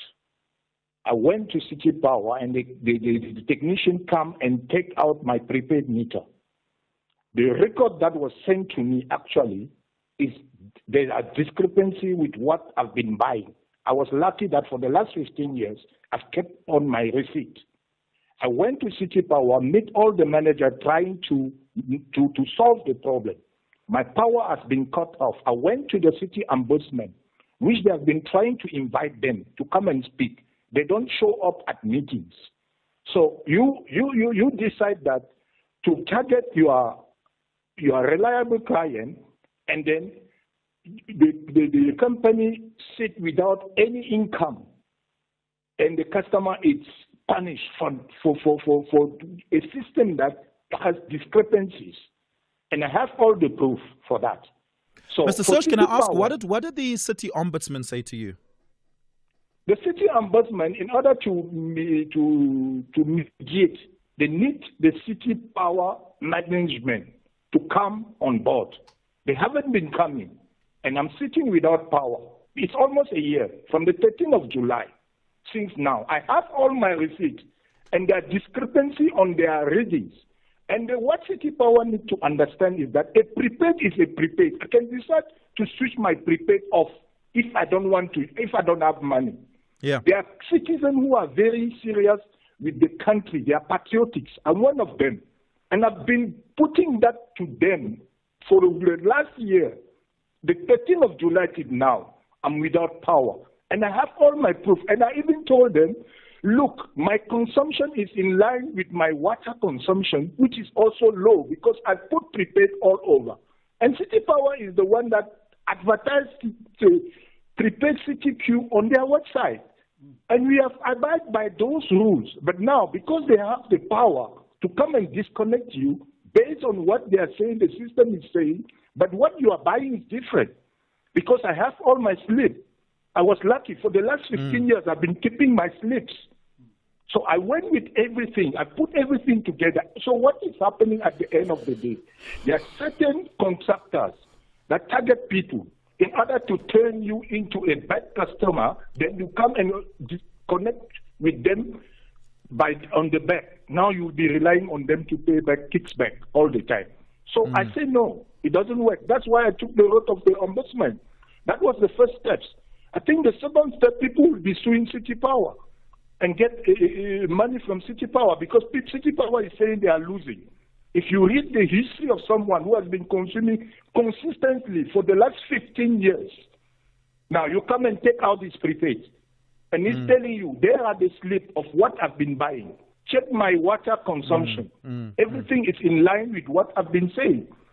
That's why I say, when I was listening to Mr. Zizi talking, and it's actually his department, because Mrs. Mankanta, is Nosiwe. She is the manager for revenue. And I went to see her. I went to see Tuli Daka at the center, at the call center as well. And yesterday we had another meeting with the ombudsman. They didn't show up.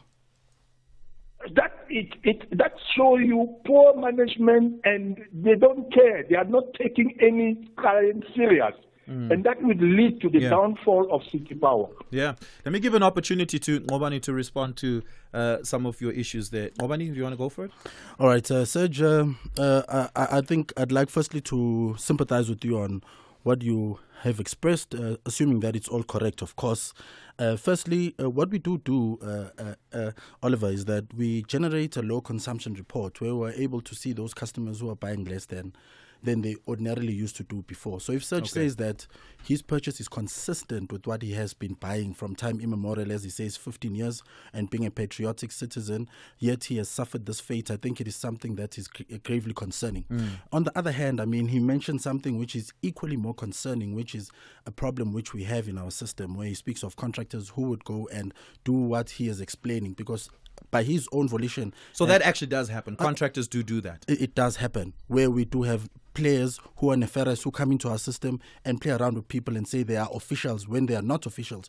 We have communicated this quite extensively and told customers, if a person comes and says this, ask them for their access card, call the number on the back of the card where you'd be able to verify if this person is indeed a registered contractor of City Power. But Serge's experience, of course, we have had quite a few of those, and some of them have been found and been arrested. So going back to his point around the ombudsman and him reaching out to the ombudsman and there being no response, what I would do is I'd get the producer to get your details, Serge, because we need to understand where the breakdown is from the ombudsman to the city of to City Power, because clearly there is a breakdown, because we do have a functional process in between, Oliver, where when the queries come from the ombudsman and they require our involvement or our presence in the deliberation of the matters, the debatement, we do send a representative there. So if there was that breakdown, I profusely apologize for that, and we'll make up for that. Of course, the colleagues that you have mentioned, I do know them, and I'll get your details. We'll get in touch with you, and I commit not even to try, but to help you, provided all that which you have mentioned is factual and correct. Yeah. Serge, thank you so much for your call, and I do hope that this does get resolved. Our producers will connect you to Mr. Mzizi so that can be resolved. Let's have a listen at this WhatsApp voice note.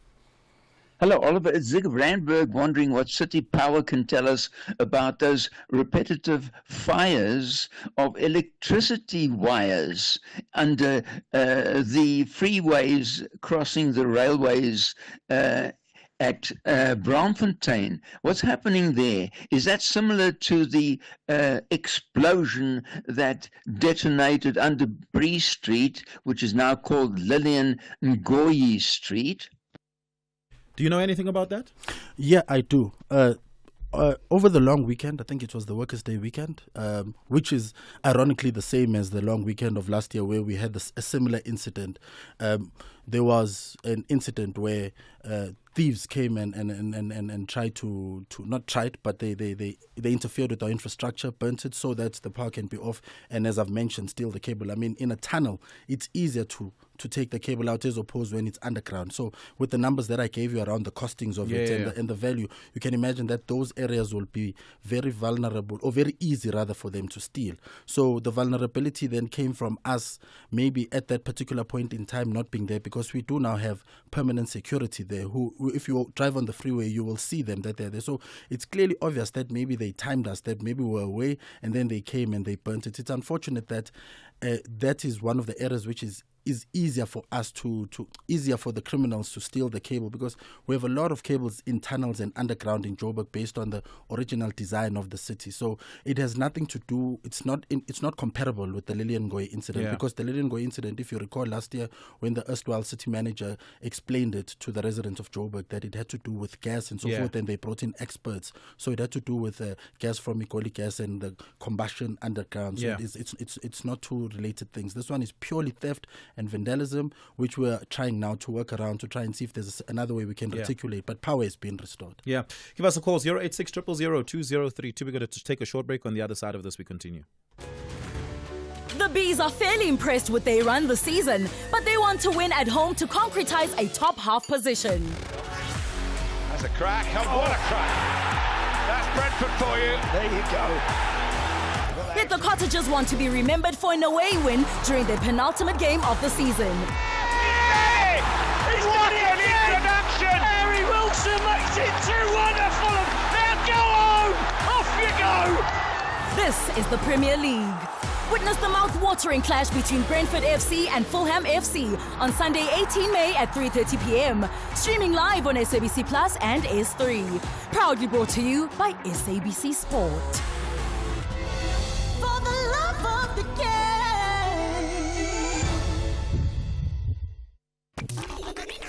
I'm Michelle Constant. Join the JSB crew and I every Saturday and Sunday morning between 7 and 10 a.m. We promise to keep you informed and entertained with innovation, culture, cars, travel, life learnings, environment, and of course, your big fat juicy. Small stories, big ideas, massive inspiration. The Jet Set Breakfast on SAFM. Ashraf Garda on SAFM. We don't always talk on good news days. Today is one of those days which is not good news because of the 1 percentage point increase. Explain how you got there. We had 17.1 million people who were employed. Now that number went down by 291,000. We are now sitting at 16.8 million people that are employed. And then the unemployed who are actively looking for employment in the fourth quarter, that is ending December, were 8 million. They have gone up by 237,000 to 8.2 million.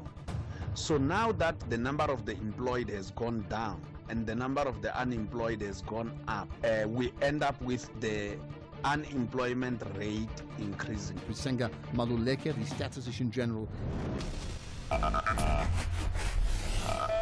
You're listening to the National Pulse. Missed it? Find the podcast at safm.co.za. Municipal Watch, bringing your local issues on the national agenda. SAFM, leading the conversations that move us. And I'm still in conversation with Obani Mzizi from City Power, and we're taking your calls and your reactions to the conversation. Let's go back to the lines. Bongani out in Pietermaritzburg. Good morning. Thank you, Oliver, for taking my call. How are you? No, I'm fantastic, man. Go for it. No, I wonder, I mean, it always leaves me it always leaves me very disturbed to see, when you go around municipalities, you see, the water drain have gaping holes everywhere. There is a metal leak. The fight against the theft of infrastructure by the city of Johannesburg, they won't win it until government take a stand of closing all these scrapyard dealers, because I often wonder what's the reason of keeping them running compared to economic damage they do in the country. I know at some stage, City Park, Johannesburg, half of it was in the dark because of the stolen cable. At some stage, some of the railways, some of the train could not make to their destination, like a blue train from Cape Town to Johannesburg, could not make it because at some stage along the route, the cable was stolen. Some of the railway tracks were cut off and stolen, leave a lot of goods train derailment. The question is the economic cost of the scrapyard compared to the value of keep them running. To me, I can't compare it. The best is to shut them down. This thing happened in UK, it happened in Zimbabwe recently, in Tanzania and Kenya. What they did, they shut down this scrapyard for at least 3 years. They established a very robust regulation on them for them to reopen and comply with, so that they don't work with criminal hand in hand. But here in South Africa, it's a free for all. Anyway, I doubt even City Power has a way of winning this battle because it's pervasive, it's everywhere. Thank you. Yeah. Mohammed, do you have a comment on that? Yeah, thank you. It's more a comment, of course. Yeah. Of course, what he's saying is that this problem is endemic. It's throughout the whole country, right? The infrastructure vandalism, and thank you for raising those countries as examples of what is happening in order to make sure that these problems do not happen. Where you mentioned Tanzania, Zimbabwe, and the UK. Maybe what we can do is to try and lobby to government, because indeed we do find that a lot of our infrastructure that is stolen is at these scrapyards, because that is where the market is for them. Then they do whatever they do with it. So to his points, thank you very much. I think I'll pass that through to the relevant departments. Yeah. Vuyo in Cosmo City. Vuyo, good morning. Vuyo? Morning, can you hear me? Loud and clear, go for it. Yes, Oliver, I was just saying, first and foremost, thank you for the response you gave to Mike. I think you put him in his place. Thank you very much for that. And then secondly, I wanted to ask the gentleman from City Power with regards to the cables for IPPs. Who supplies the cables to the IPP? Is it City Power or is it the IPP? Sorry, what do you mean? Provide the cable? Sorry? What do you mean the cables? So let's say you have an IPP situated in a remote area. To supply the substation cabling or the connection from the substation to the IPP, is that coming from from City Power or the IPP itself? And then is there any specific licensing that is required to become an IPP? Do you have an answer for that? Yeah, I think I can to some extent respond to his question. Remember, if you are selected as an independent power producer to supply power to our network, of course there are certain requirements that you must meet. Number one. Number two, if you then are chosen, yours is to provide a turnkey solution. So you would build up your power farm or the place where you generate your power, and then you would calculate the cost of moving it from where you are to our nearest substation and putting it into our network. And then thereafter we can then talk about the price at which we buy it from you. Because in as much as we need the IPPs, of course, it's a business as well for you. So you must provide the entire solution, bring it into our network, and then we put in a meter there where we are able to calculate how much you have sold to us and then pay you the price per kilowatt hour. Okay. Noted. Thank you so much. Thank you so much for that. Really do appreciate it. Let's have a listen at some of the voice notes that came through on our WhatsApp line. Hi, good morning, Oliver. Thank you so much for this informative program that you have today. I've got a question that I want to ask your guest. Do they have control over the landlords that put their meters for their tenants to be able to allocate usage for electricity? I'm asking this because I suspect that some tenants pay more than others, depending on the meter that they have been given. So does the meter matter also at the same time? Thank you. That's actually a really, really good question. Yeah, I agree. Yes. Thank you very much for that question. I mean, with Joburg being such a booming city, naturally people have discovered opportunities to put in what is called as backrooms, where in those backrooms they'll then put tenants. Our point of supply, as I mentioned earlier on in our conversation, we stop at the meter, at the perimeter wall of the property of the customer whom we are supplying. What then he does at the back to reticulate what comes at the back is purely at his own discretion. But of course, it should not be at a disadvantage to the customer or to the user at the back. The question directly answered, we do not get involved with what gets done at the back. The only thing that we do is to meter what goes into that property. But maybe dare I add this, Oliver, a lot of those people who have tenants at the back, we've seen quite a huge problem because we may supply them with an ATM supply, but you find that they have 10, 15 rooms at the back, and ATM supply is not sufficient. Yeah, it's not sufficient. It's not sufficient to carry 10, 11 homes. In such an instance, can I go to the city of Joburg and say, look, man, guys, based on the permits you approved, I would assume you would have had to, and by some miracle they get approved.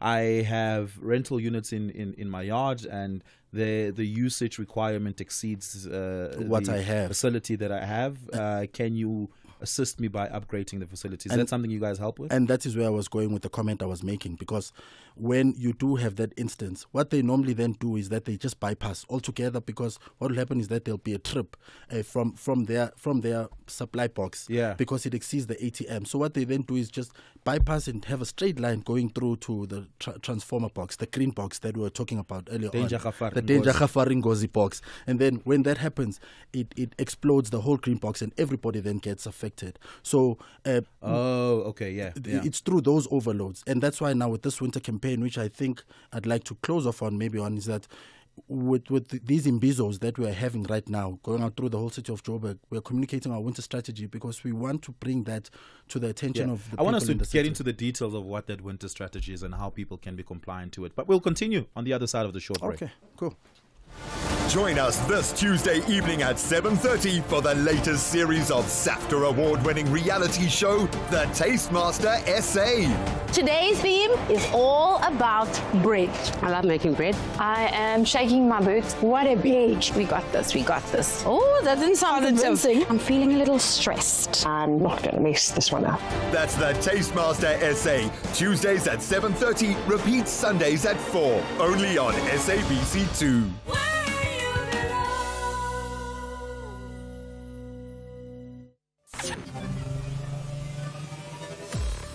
Hi, I'm Zycard. Catch me every Saturday from 7 to 9 p.m. on Spotlight as we bring you blow-by-blow sporting action, news. That's Spotlight every Saturday. You don't want to miss it.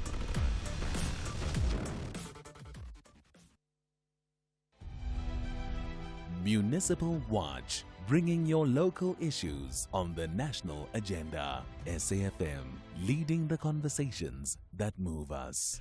We've got 7 minutes left, so we're going to jump straight back into your questions and comments. Let's have a listen at this WhatsApp voice note. Morning, Brawariva. Please, may you ask your guest, I stay in a flat in Benoni. I think my electricity, if I buy electricity for 100 Rand, the most I can get out of it is 21 units. Sometimes I get 20 units of 19 units. I don't know how they come to those charges. Please help me, Anonymous. Yeah, Anonymous, Benoni is not in the city of Johannesburg, unfortunately. That's Ekurhuleni. Yeah, it's in the east rand of Johannesburg. I'm not sure that Ngobani has an answer for you on that. John in Alex, good morning. Hi, John. Hello. Hi, go for it. Yeah, City Power is selective in Alexander. I'd like to ask the gentleman there, why don't they roll out Alexander, finish what they started? Because a huge chunk of Alexander will never even pay electricity for the next 30 years. Only half of Alexander They have overheaded it, normalized it. Why are they just working bits and pieces, targeting some, leaving some? How long are they going to take to normalize Alexander and everybody must pay to do a rollout? Yeah, that's a really good question. Yeah. That's a brilliant question. Thank you so much for that. Let's not just talk about Alexander Ngobane. Let's talk about informal settlements holistically. Diepsloot affected in a similar way. Ivory Park, and there's many of them, many informal settlements in Johannesburg. Address that question. All right, thanks, John. Maybe let me start with Alex, then I'll expand. In Alexander, of course, I mean, we know it's a very concentrated and dense area. Yeah. Okay, and of course, generally in such setups, the level of stealing and bypassing is extreme. And so what we have done is we have engaged with all the ward councillors within Alexander. We do community participations, community engagements to say these are the benefits of normalizing your supply, because it is in Alexander. What does it mean to normalize your supply? For us to put in meters, which is what he's talking about. Put in meters, make sure that the supply that you get, you do not exceed that 80 M supply or 60 M supply, because of what we've explained before the break, the explosions and so forth. So we start with that, and then we put in meters and normalize, and then we move from one ward to the other. So maybe his question, of course, we have not rolled out throughout the entire Alex, but we are moving ward by ward. We're still coming to those areas. 30 years, John, I think that's an exaggeration, but I think we do have a plan. I mean, in 3 years at least, I think we should be done with Alex, and the rest now we just have to make sure that we follow through and we make sure that they continue buying. Generally now the question around all informal areas, okay? So we do have electrification projects around those particular areas and normalization projects, but beyond that, we do have revenue protection initiatives where we go in, where we see that now after normalizing, maybe the buying pattern was quite high and it starts decreasing, we send surveillances to go and see. Then when we see that there's an excessive amount of theft and loss, we then go and remove all these cables and all of that, and of course we attempt to make arrests should we know who is doing that, because we do have intelligences in those areas. But in the main, our plea is that whether you're in the formal area or in informal areas, in settlements or in normal houses, because thieving doesn't know an address, doesn't know a suburb, even the uppermost suburbs. We find people who steal there, right? So we're just imploring the customers to just use what they know they've legitimately bought, and that is well within their budgets, because people want to use more than they actually can afford. And in as much as electricity is a basic, essential service, it should be used within reason. It's not without any cost to you that you should pay for it. Let's have a listen at this. Good morning, sir. Good morning, SA listeners. Please ask that gentleman. I'm residing in Cosmo City. So we're experiencing load shedding every 5 to 6 days and 5 hours. What is the cause of that load reduction? And then why is only affecting certain sections in Cosmo, not the whole Cosmo City? And what is their solution?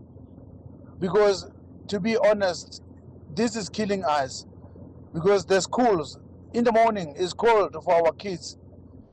The classrooms are cold. They can't use their heaters at the schools. Please ask this gentleman why they're doing this. Why? Thank you. Thank you so much for that. Yeah. We'll use that as our last one. Go for it. Okay, absolutely. Cosmo City, by its very design, back then, was supposed to be a middle class type of area where it was for those who could not afford those very expensive areas but had the means to go up in their standards of life. But then we saw over years that there started being growth in the area, and it led to these backrooms that we're talking about. And his question now affirms what I've just said, where he says certain sections within Cosmo City are the ones that are without electricity. It's driven by those backrooms and those overloads, which affect those green boxes, the transformer boxes, the danger Ngozi boxes, which will probably supply a certain section. And that is then when we need the intervention of the community leaders to speak to the people in those sections to say, guys, do not use more than what you actually need, because it's through those bypasses and thefts. We normalize an area, we move out, they go back, and then they do all of that because their needs exceed the supply and they don't want to pay for more supply. And when it goes to the box, it affects everything, and then by extension, more people get affected, even those who are not participating in those kind of activities, if I can call it an activity, or who do not have people in their back rooms who don't contribute to this particular problem. And that's why now in this winter strategy, if I may close with that, with your permission, we are going to go out to all the areas where we'll be speaking to ward councillors, we'll be speaking to the communities, we'll be speaking to everybody who uses our service to sensitize them and get them ready to say, for you to not have these experiences that our Cosmos City listener has shared, this is what we expect of you to do, because it's a communal effort. Everybody needs to play a part. We do that as well with them to tell us, should you see people thieving, as I said at the beginning of my interview, come to us. Well, tell us. We want to work with you because we want to provide a reliable, safe service in as much as you need a consistent service. So it's dual. It's not one to do and the other not to do, just to receive. And lastly, we also need you to pay, because it is through your payments that we'll be able, firstly, to maintain the infrastructure, let alone to upgrade, where we have a backlog of over 44 billion, which will be a conversation for another day. Because whatever that we have for maintenance and a bit of upgrades ends up being spent in maintaining things that were not planned, all due to all of these instances. Like transformers and thieving and all of that. So the money gets diverted and we're unable to move on with our projects and with our plans of the planned maintenance. It all goes to unplanned thieving and restoring what was, and it affects everybody. So it's like a cat and mouse chase. And that's why we need the communities to be involved with us, and anybody who has information, call our hotlines and we'll be there. We want to work with you. Yeah. Albany, thank you so much for your time. I appreciate it, man. Thank you so much for coming in the studio. This was helpful and I think helped a lot of us understand some of the problems City Power is facing. Well, on the other side of this, we speak about illicit trade and its impact on you as a consumer and the economy. It's a minute after 11 o'clock. Ondela Mbana has your latest news bulletin.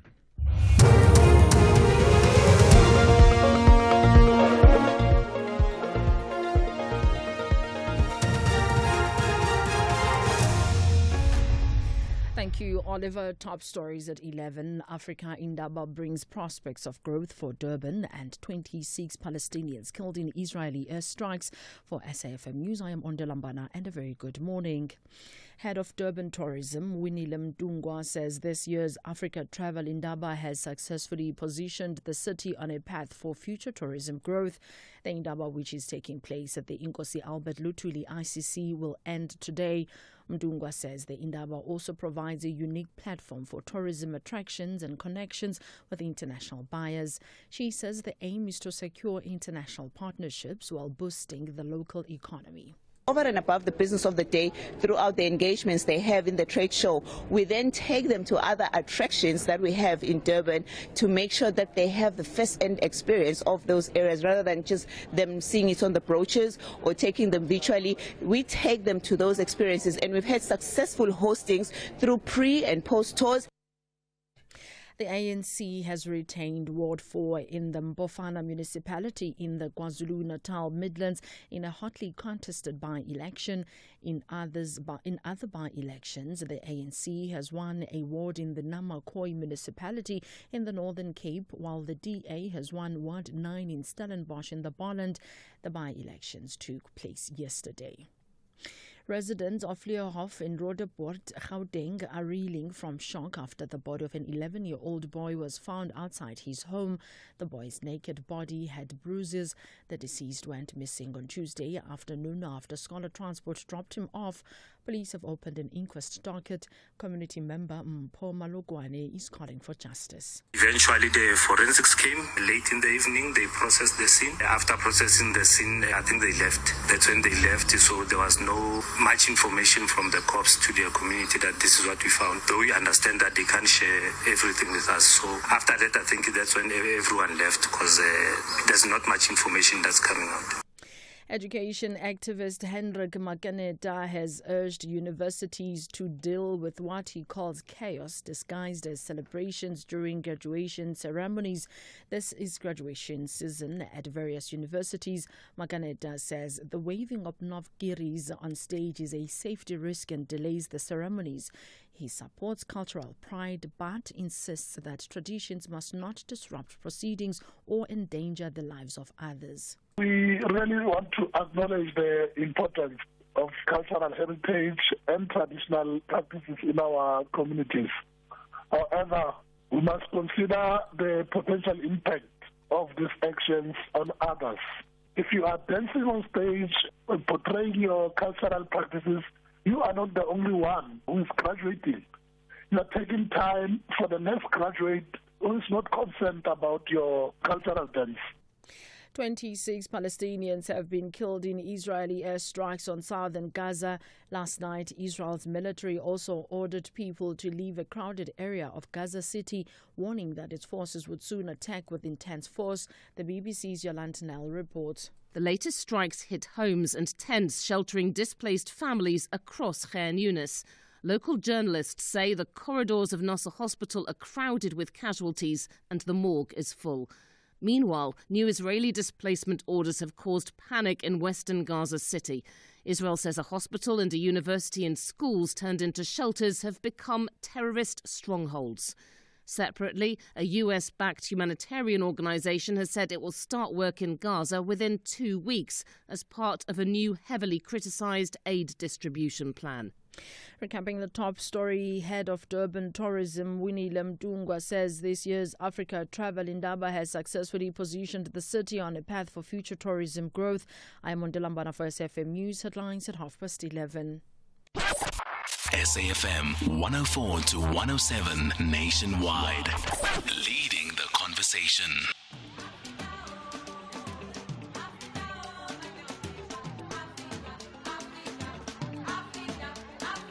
This May, SAFM celebrates Africa Month with you as we honor the legacy of the Organization of African Unity. We bring you rich conversations and the vibrant sounds of Africa. Music that moves the soul.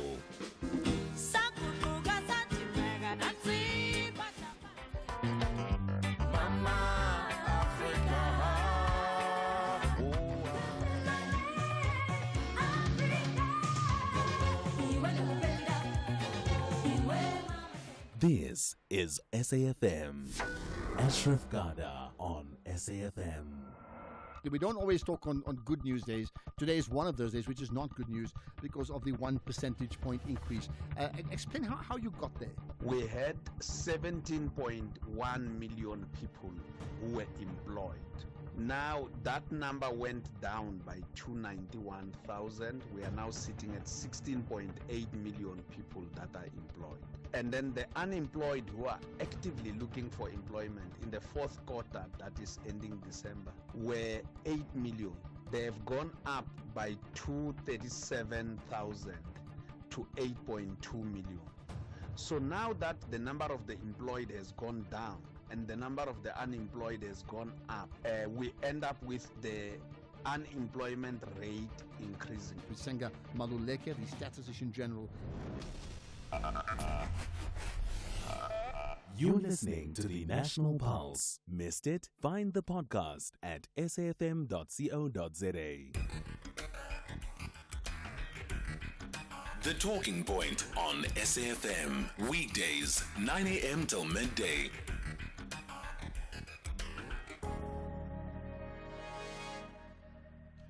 Seven after 11 o'clock, and this is still The Talking Point. Thank you so much for being with us.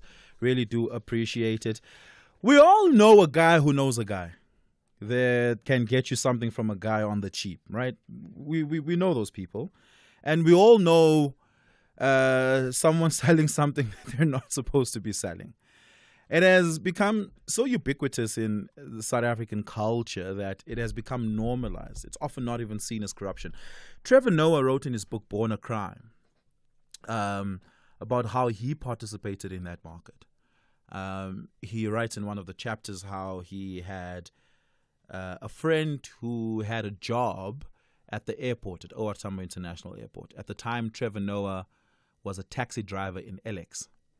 And this friend would steal stuff from people's luggages and or steal stuff that had been confiscated by customs at the airport, and then he would bring those to Trevor and Trevor's friends and them.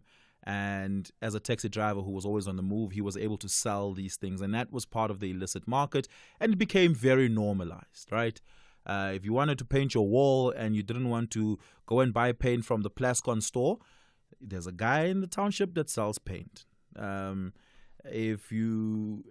COVID, oh my goodness, there were always people who had cigarettes available, who had alcohol available, who had all manner of things available. Even if you needed some open-toe shoes, which they didn't sell during COVID, you could go and get it from a guy. That market happens oftentimes out in the open, but in the greater scheme of things, it happens in the dark. It's called an illicit market. You and I call it the black market, but it's illicit trade. And there are many ways in which illicit trade happens, in many ways in which the regulatory instruments are unable to detect it or are not sufficiently able to police against it, and it costs a lot of money. It costs you and I as consumers a lot of money, right? You buy a cell phone from in the illicit market and that cell phone is defective, you don't have any recourse and protection against the person you bought it from. And so it really does cost us. But how much does it cost us and how does it cost us? Joining me for this conversation is Zinhle Chikwe, who's the Chief Executive Officer at the Consumer Goods Council of South Africa, as well as Abby Nelson, the Executive for at the Consumer Goods Crime Risk Initiative. Zinhle, Abby, good morning. Thank you so much for joining me. Good morning, and thank you for having us. Yeah. Yes. Good morning, Oliver. Thank you for having us, and good morning to your listeners. Zinhle, perhaps I gave an attempt at describing ways in which illicit trade happens, but illicit trade happens in many other ways that we're perhaps not always aware of. Give us a sense of what illicit trade is in South Africa and how it manifests. Illicit trade is individuals that produces products legitimately, but cut corners, and then do not declare to SARS what they had produced. So the product, you could have a factory that is properly manufacturing, but within that factory, you know what you're going to be declaring to SARS, and you know what you're not going to be declaring to SARS. So the ones that you're not declaring to SARS is what you then going to start selling cheaper. So also we have counterfeit. Counterfeit is individuals who produces brands similar to an existing brand, but will change a bit of something, a little bit something small, because they did not produce it or take that brand and resell it. So there's a lot of issues. Then we have fraud, which is, again, fraud. We have food fraud. We're going to have, for instance, we're going to have a truck hijacking or a truck hijacking that has so many different products. Then they go and sell that into communities at a cheaper price. So it's varied. And it's sometimes, like in a summit that we have, in a seminar that we had yesterday, we had to differentiate to say we have criminals that are in a need because they are selling to bring something home, clothing, food, or shelter. They have that basic need. Then we have these hardcore criminals who are managing and manufacturing at large scale, at factory level scale, who are then just divisive, cruel, and their aim is just to defraud the state. And that's where then that is our biggest risk and the biggest challenge, because those individuals cut corners, do not follow regulations. Government does not know what is in those products that they're manufacturing, especially if it's food, cigarette, drinks, or whether cold drink or alcoholic or non-alcoholic. You do not know what it is in there. You'll find that it's widespread. It's not only here in South Africa, it's across the world. Yesterday we had case studies or use case where, for instance, everybody remember those young lawyers overseas in Asia who were found drunk, and it was found that it was ethanol. Ethanol is how these people produce alcohol, and they put it at a high level that is not regulated, and that is deadly. Yeah. Is traditional beer an illicit good? No, because you're making it at home and you're buying products legitimately from the shop and you are brewing at home. So that one is not counterfeit. It will be dangerous if people put other substances, for instance, if they're going to put an additional ethanol that will not on a normal traditional beer consume. So people sell it at different level. If you're selling it if you're producing traditional beer for sale, you want people to come back and want people to have this high of feeling drunk, then possibly individuals that do that, they can then start adding things that are not legal. But if I made Mampur as traditional as it is and started selling it, if I don't declare that, does it become an illicit good? No. If you want to, I think that's where we need to really start formalizing the informal sector, because there's a lot of individuals who produces at home legally so. So not everything in the informal sector is necessarily illicit? No, definitely. I mean, informal sector is really a big sector here in South Africa, and it's a huge contributor to the economy. So what we want to do, and with government, what it's doing with the registrations of the Paza shops, and we are doing some work within that sector to say, if, for instance, you want to produce legitimately, you need to follow these rules. We do a lot of training on food handling. If you're a producer of food, if you're selling food on the street, we're working with the WR CETA, where we are training the mamas and papas sitting in the stores in the rank, and we are saying to them, this is how you need to handle food when you are producing. So if you want to produce at a low scale, but legitimately, you still need to be able to track and trace your product that you are producing, and because you need to document every single step of your product. Or should you be asked, how did you produce this? Where did you get the ingredients or the inputs that you put on that product? It's really, really important. I mean, government at this point, they're putting in a regulation about product recall. How do we recall that product? Who do you know who's the owner of that particular brand at any point in time, and what did they put there? I mean, I'll make an example, Oliver. Even in the farm industry, we need to know, not us, government, or even us as consumers, it's important that we know the pesticides that were used, where were they sourced for any single grain that was planted, and what processes did they use to how often every critical incident needs to be recorded, so that you can have this visibility of your supply chain, and that you're going to be able to have certification like from the South African Bureau of Standard, and similarly and get municipalities, so that you can have all these critical incidents recorded, and when you do food audits in particular, then you'll be able to know where your product was produced and how. Abby, how sophisticated are illicit traders and illicit markets? Very sophisticated. Some of the places that we've uncovered was basically a fully fledged manufacturing plant with relevant equipment, packaging equipment. The challenge being that it's always being done on premises that does not comply with the standards required when you're producing a product like an alcoholic product. People, for example, there was one incident where people were canning fish under a specific brand name, but they were doing it in the back of a yard. But they did have machines to seal the cans. They did have machines to put the labeling on the packaging. They had shrink wrap machines so that they package it in boxes and shrink wrap it so that it looks exactly as the original. So it's a very sophisticated market, well funded because the profit margins are very high. So it's becoming a huge challenge. And as Zintle said, there's illicit trade and there's counterfeiting of goods, and a lot of people mix the two up. So counterfeiting of goods is when you counterfeit an existing product. So for example, Lucky Star fish, where you put fish in a can, you seal the can, and you put the Lucky Star label on. Nobody knows what kind of fish that is. That's when you counterfeit. Illicit trade can come from anything. It could be product that was hijacked a truck was hijacked and they're able to sell it cheaper. It's product that was destined for export where they pay less tax because the product is not going to be sold in country, and that product actually doesn't leave the country. They call that round tripping, where the product actually doesn't leave the country, and they then sell it back into the South African market at a much cheaper price. So there's different modus operandi depending on the syndicate that you're dealing with. Yeah.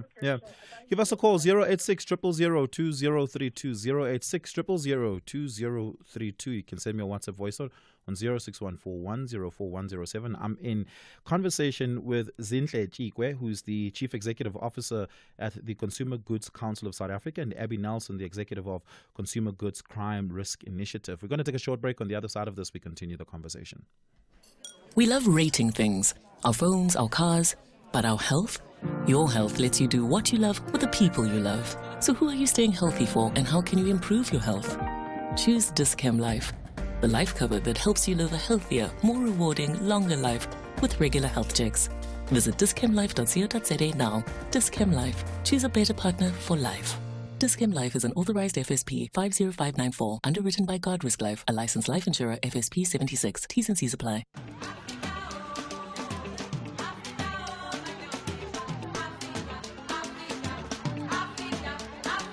This May, SAFM celebrates Africa Month with you as we honor the legacy of the Organization of African Unity.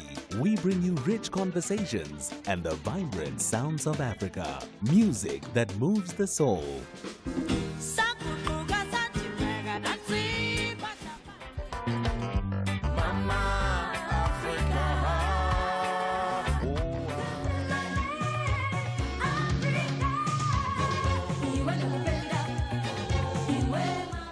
This is SAFM Night Talk with Oliver Dixon.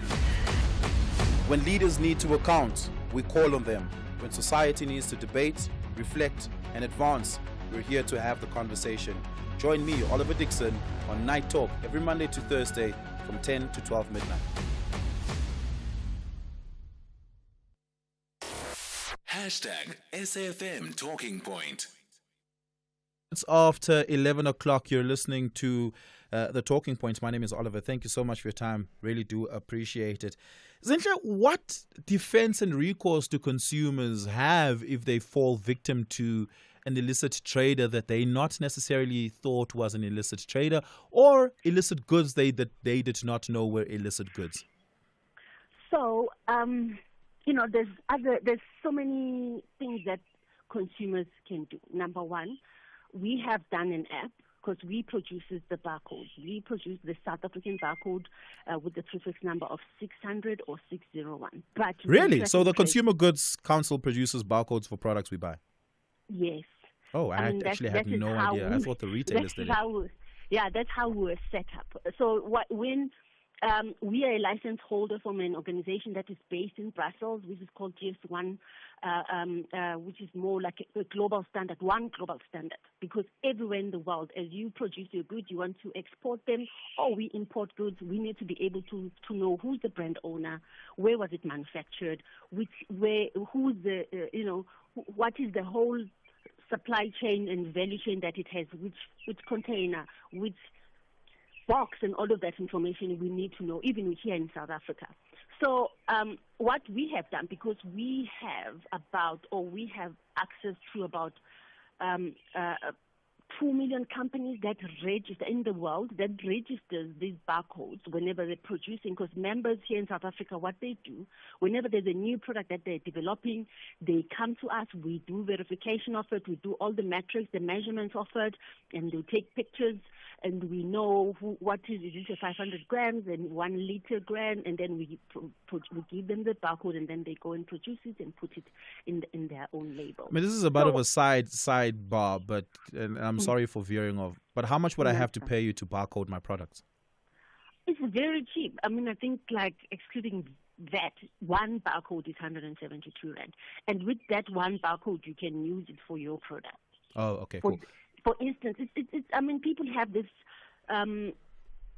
preconceived ideas that barcodes are really expensive. They are not. Oh, okay. So reason why, because we need to really, and we have reduced it for the SMME individuals that are really interested to take their product into the retail market. So what we have done, because we have access to brand owner information, product information, we have created an app that is called My CGCSA app, where you can then be able to scan the app. Scanning the app is going to link you to the global registry. Of all the products, because what government wants, and in the EU in particular, they want each product to have a digital product passport. So, because we like similar to my ID and your ID, and everybody knows this is your ID number. You are I'm female, I'm black, I'm South African, and all of that. So that's what we need to know about each and every product that you consume. So how does the barcode technology protect consumers then? So, or how does it help you to catch criminals? Yes. I mean, we've been using it with the law enforcement agencies because, for instance, remember what Ed was talking about, if a truck is hijacked, they know which batch was hijacked, produced when, with what barcode numbers. So then what we're starting to do is to flag these products so that when there is a scanning, then we'll be able to know who's the brand owner, what has happened to it in this particular case if it was hijacked. So we're moving to that level to say we're going to scan it. But with the producer in particular, what you could be able to scan the product, you're going to be able to know who's the brand owner, where the brand owner is located. Some who are repackaging products and putting them as a brand, they have these nuances of making these little mistakes. So there's mistakes, color, and sometimes there's spelling errors and the like. So that's what we do. But we understand that the current barcode, which is just the black and white lines, it's a linear barcode, which is one dimension. We are moving, the world is moving towards a 2D barcode, because the 2D barcode is going to give you more information about the product. It's going to help you link up to the website of the owner about that particular product. So even if the criminal can take the number, because they can just print the number, now you're not going to be able to, when you're scanning, it's not going to link you to a correct brand owner. So that is what we're moving. So we are currently testing with retailers and manufacturers here in South Africa, and consumers have already seen in the market where you're starting to have these 2D, because we're moving to a point where we're going to have a transition where you're going to have both the 2D barcode and the one barcode, and we're going to transition by 2030, we will not be having the one linear barcode. But it is a progress. I mean, like even within the healthcare, where government has been really enabling, there is a regulation by SAPRA that is out there that is saying this is the standard that needs to be used. So from the consumer good perspective, we are still lobbying and advocating for the use of barcode, because it's not regulated. In South Africa, you don't, it's not regulated. You don't have to use the barcode. Industry did this on their own volition, and so that they can improve their supply chain. Whereas in other countries like China, the government of China says no product must be produced in China without having the GS1 China barcode. Yeah. Abby, how do illicit traders who deal with counterfeit goods circumvent the verification instruments and technology requirements?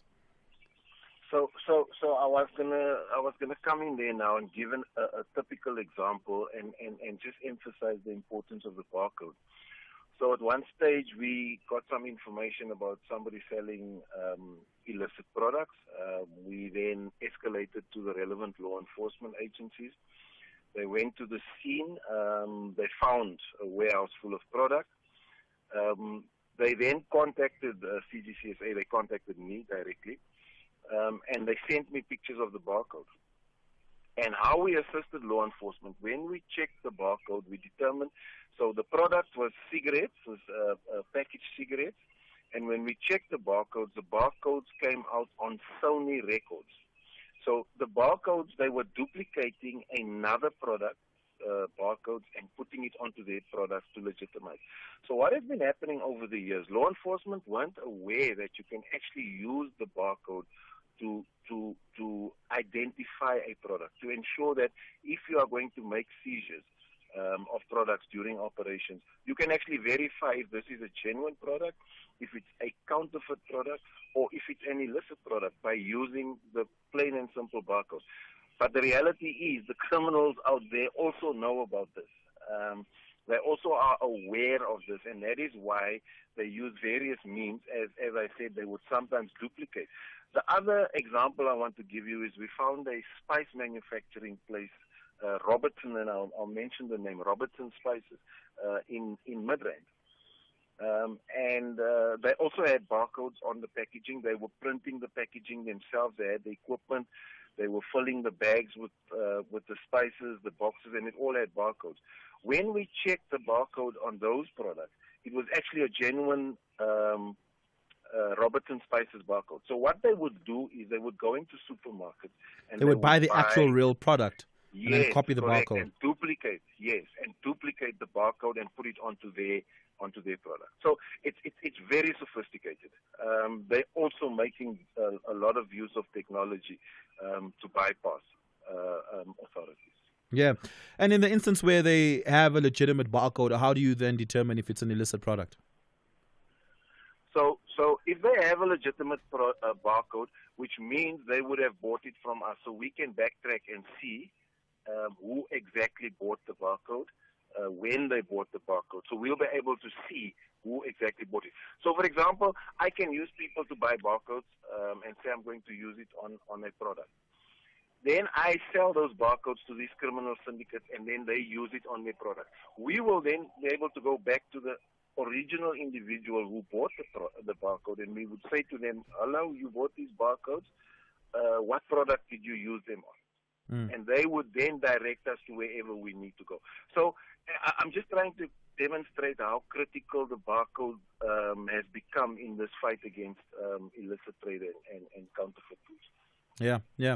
We're going to continue the conversation on the other side of this. I'd love to hear your calls and questions. Give me a call, 086 000 2032. Your WhatsApp voice notes on 0614 104107. It's 11:30. Ondela has your latest headlines.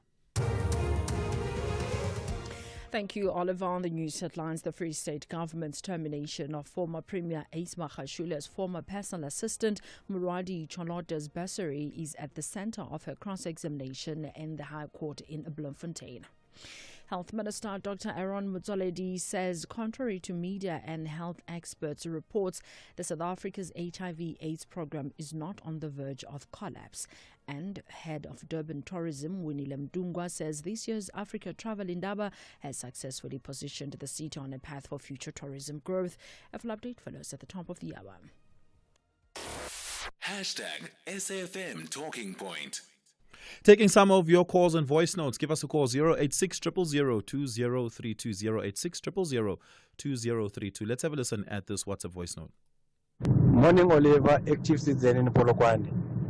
You see, the figure that you made mention of, which is costing the fiscus from illicit trade, clearly warrants an establishment of a unit to deal with it. And good thing about illicit trade is that the things that have been traded, most of them, they are displayed everywhere, on the windows, on the streets, and everywhere else. Most of them, they are visible, such that it's very much easy to combat it. But because of a lack of political will or a conflict of interest from amongst our leaders, this thing is continuing to affect us negatively as a nation. So I think the unit need to be established to fight this illicit trade, and I think it's going to be an easy job for the police officers to do that. Thank you very much. Thank you very much. Zilda, by the way, how did SARS get to that 100 billion rand figure? Do you have an idea? SARS, remember, collects taxes and levies in different ways. Normal pays you, and that we pay everybody else company taxes, as well as in particular in tobacco and alcohol excise taxes. So they know, they estimating to say the market, the way it has grown, because the decrease in the legitimate producers, their market has reduced. So they are not paying as much excise taxes as they used to pay in the past. Because now they say whether is it an alcohol producer, they especially in the spirits and in the spirit side, they are not declaring as much excise taxes as they used to because their market has shrunk. Tobacco, because tobacco is currently sitting at over 60% below. The illicit has grown 60%. So the more. collected revenue is lower, but the volume of product in the market is not lower. Correct. Definitely. 100% correct. People are still 100% smoking. correct. I mean, I think one key thing we need to make the public aware is that for a producer of tobacco, as well as alcohol, they need to pay excise tax and plus company taxes and the production costs and labeling and marketing in particular with alcohol. You can never sell those products at a low price because it's costly just to produce them and you're paying taxes to government. So if you're going to go and buy an expensive spirit that you definitely know would, no, this one is really, I got it cheap. You need to know wherever you bought it, that person has obtained that illegally. Therefore, you are fueling the illicit market. So SARS, we're working closely with SARS because it's important we show, as an industry to SARS, to say these are the biggest issues. You are not collecting the money that's due to you. And, I mean, I heard earlier on in one of your sound bites where you were talking about the unemployment rate that has gone up. That's one of the main reasons because now, with criminality overall, companies have to put in mitigating controls in place to prevent criminals to have access to their assets. Those are funds that these members of mine should have been using to invest to create new factories. We haven't produced factories. We haven't developed a factory or constructed a factory here in South Africa since 2012. We are a consuming economy. We are just we're not producing, we're just consuming, we're buying. Things are coming into South Africa, they're imported into South Africa, we buy them. We are not really producing. We still have the same factories that we have had for a very long time. For an economy to strive, we need to produce. In the economy to create employment, we need to produce in country. So that's what we really want. Government says they want local procurement, they want local production, but they are not providing an enabling environment. We have all of these elements of crime in general. We have issues of illicit and counterfeit within tobacco as well as alcohol. Pharmaceutical, those are even more dangerous. People go and buy these pills that are literally going to kill you. Abby, what's happening at our ports of entries and customs desk that's making it easy, seemingly, for illicit traders to do transnational illicit trade, particularly if you look at something like cigarettes? Yeah, so unfortunately, a lot of the cigarettes example that you're using are actually not crossing the border via the ports, but they are basically crossing via the border itself, the land border. Yeah, they're crossing the fence, basically, yes. They're jumping the fence. Hence, government having established the BMA, the Border Management Agency, because they now patrolling the border, the fences. Basically, they've got a specific area. I think it's about 14 kilometers from the border post.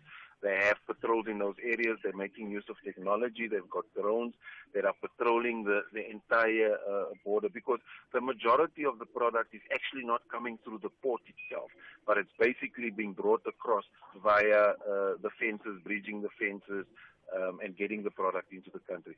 And that is still a big challenge. The BMA is a newly established agency, and they're kind of still finding their feet, but to date they've made a lot of advances and successes.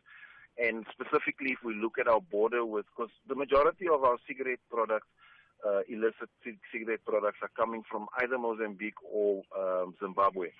And if you look at stats, you'll see the amount of successful operations that have been conducted and the amounts. I think the last big one that they conducted, they confiscated 14 million rands worth of cigarettes that came across the border from Zimbabwe. But what about other consumer goods coming in from Asia, like Vietnam, Philippines, China, that are also counterfeit? Yeah, so that's also a big challenge, and this is not to point the finger at government, but a government doesn't have the resources to check each and every container. Government does not have the equipment to scan each and every container. There are scanning equipment at most of the border posts. A lot of them are non-functional at this stage, but I know there's a marked attempt to get all of these equipment repaired and serviceable, but also they've also started procuring a lot more. So when containers come through, whether it be land border, sea border, air border, they handpick containers to check because they cannot check each and every container. And unfortunately, as a result of that, a lot of the stuff is slipping through. Okay, so let's say there's a ship coming in and on that ship is, say, 100 containers. I spot check, let's say, 10 of those. And I find that all 10 of them, or most of the 10 that I checked, contains illicit goods or counterfeit goods. Does the entire shipment get confiscated or just those 10 containers? Yeah, so what then will happen in a situation like that specifically where, let's say we decide, and I mean, you're saying 10, they would spot check like 20, 30 containers. They do quite a number. And if they pick up, but there's quite a few containers containing, they will then let the ship dock and they will then go through each and every one, which is a very time-consuming process. They will scan as many of them as they can. But if there's any type of suspicion that, look, this consignment, there's something wrong with it, yes, they do exactly what you said they do. But unfortunately, they cannot do it with every ship because the problem is now there'll be a backlog then of getting products out into the country. And there'll be legitimate products that will now have to wait because if they're focusing on the one ship, there's 5 other ships queuing up to be checked. So it's a catch-22. It's a very difficult situation, and that is why we've put the call out for people to report. Is it easy to bribe an inspector if I wanted to? Well, unfortunately, in the country that we live in, yes, corruption is one of our biggest challenges. So I can tell you with confidence that there is some incidents where people get bribed to ensure that a specific container, for example, is not checked. That is a reality. I can say it with confidence that is happening. But it's not a general thing. There are specific individuals that get involved with these syndicates and they help facilitate.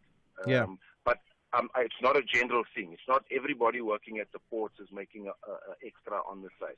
The majority of the people working at the ports are dedicated and committed to this to their duty. But you will find those individuals in between that take advantage of the situation. Yeah, give us a call 086 000 2032. We're going to take your calls on the other side of this. Daryl and Peter Maritzburg. I'll be coming to you after this break. The wait is over. I've been hustling, grinding, and now it's time for the glow up you've been waiting for. Unapologetically, May the Bay. From the grind to the glam. Anele Zondo The Glow Up on Saturdays at 8 p.m. only on SABC 1, Mzansi for sure.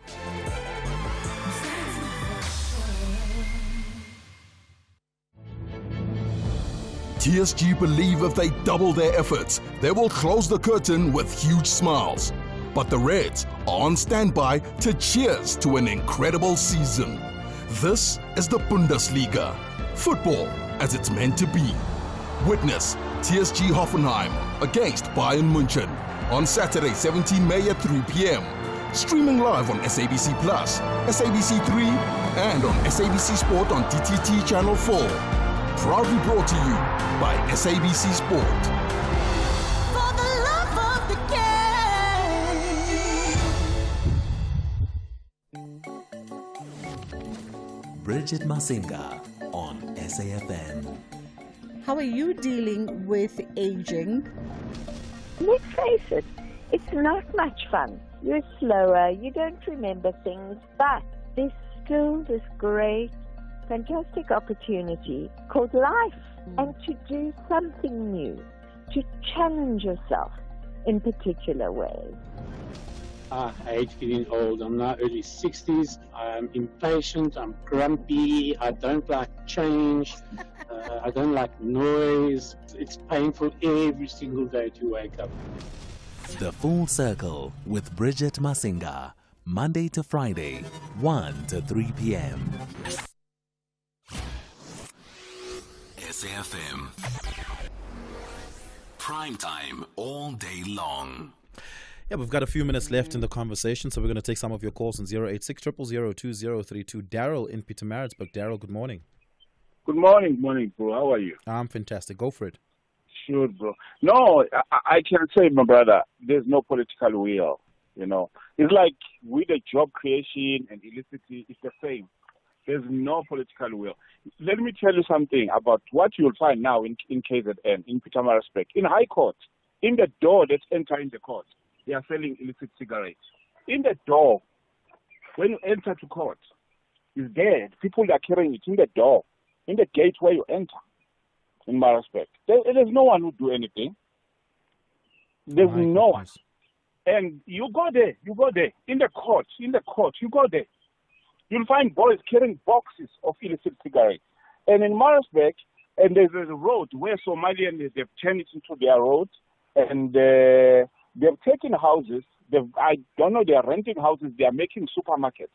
I am the businessman in Maritzburg. I run the business. For me to run a business, I have to put papers and papers. For the foreigners, they are not charging them. They just do as they please. They do as they please. And I've traveled around, my brother. There's no country in the whole world. In South Africa, we've got jobs. They are fooling each other. They say, we need to create jobs. No. Let's say, my brother, you got 2 kids. I've got 2 kids. You got 2 plates. And then those 2 plates, my kids come and take it. Your kids, they don't have plates. And then when you provide 4 plates, my kid brought another 4 kids to take those 4 plates. And you are not complaining. And your kids will starve because you're producing. If you look at it, how many hospitals we have in KZN? How many I just want to, Daryl, I'm just going to pause it because I think your point has been made. So I just want to give my guests an opportunity to wrap up their thoughts. Thank you so much for your call. Really do appreciate it. You're welcome, bro. Yep. Thank you. Zinhle, how many years in prison will I get if I'm caught selling illicit products? That's the worst. I think people get criminals get fined and they're out immediately. Really? And the process to get that done is such a cumbersome process, because then what we want as an industry is the ability as an industry association to report on a collective element, because all our members are suffering the same. But the system in South Africa is like each company must report on their own particular brand. Then if you have to look at the scale for that person is charged on this brand, then it's fines that they're getting. I think AB will have more information. I think it's like AB maybe can help you about what is the maximum fine that individuals that are charged and found guilty with illicit. Because it's at small scale, like the example that the listener shared, is the people on the street. What we need is to find these culprits that are behind this whole veil of these young children who are selling on the street. Maybe you can help there with the actual penalties that you. Yeah. And are you guys shutting down, Abby? Are you shutting down enough illegal, illicit trade factories and warehouses? No, I don't think we're shutting down enough. There's a lot being done, but I think we're only scraping the top of the iceberg. The challenge with regards to the prosecution is a joke, actually, and I'm laughing about it because the fines that these people get are extremely low. We're talking 1,500, 2,500 rand fines. The highest fine that I know of is 10,000 rand. And because of the money that these people make, paying that fine is nothing. Yes, they lose the stock as well. The stock gets confiscated. But for them to get stock again is easy. They make a phone call the very same day, and 2-3 days later, the store is fully stocked. So we are engaging with the NPA at this stage in terms of looking at how the laws and the penalties can be reviewed. Because it's not a deterrent. It's not a deterrent to these guys. People don't mind paying the fine because it's minimal. It's extremely minimal. So in most of the provinces, there are multidisciplinary teams that have been established under the national joints. And these teams consist of all your law enforcement. It would be your municipal law enforcement, your SAPs, your SARS, your health inspectors, your municipal inspectors. The private sector is also involved. And these teams are going out on a day-to-day basis doing raids and confiscating goods. But it's not enough. The market has grown so much. We definitely need to look at other strategies to see how we can increase our enforcement efforts to mitigate this trend. Yeah. Thank you so much for that. Really do appreciate your time and your insights this morning. Thank you so much for joining us. That is the Executive for Consumer Goods Crime and Risk Initiative, Abby Nelson, as well as Zinhle Tikwe, who's the Chief Executive Officer at the Consumer Goods Council of South Africa. Brings us to the end of the show. Thank you so much for your time this morning. I really do appreciate it. I'm back with you tonight at 10 p.m. for Night Talk. Please do join me there. Otherwise, I'm back with you here tomorrow morning at 9 a.m. sharp for another installment closing off the week here on The Talking Point. From myself and the team, it's goodbye for now. Cheers. The book reading. Please note that the views expressed in this book are not that of the station. Listeners' discretion is advised. SAFM presents another episode of the book Winning the Money Game, a guide to financial well-being by Mlamuli Mbambo, read by Samson Kumalo. Mkulu went back to his story with Dlamini. After 6 months of paying myself, Dlamini came to my house with his noisy and rusted van. The van was rather old, but it was a solid workhorse. He suggested I go with him as he was working on creating a new asset. So, how is paying yourself 10% of your earnings coming along? Asked Dlamini. It is working great, I responded. Could see he was impressed.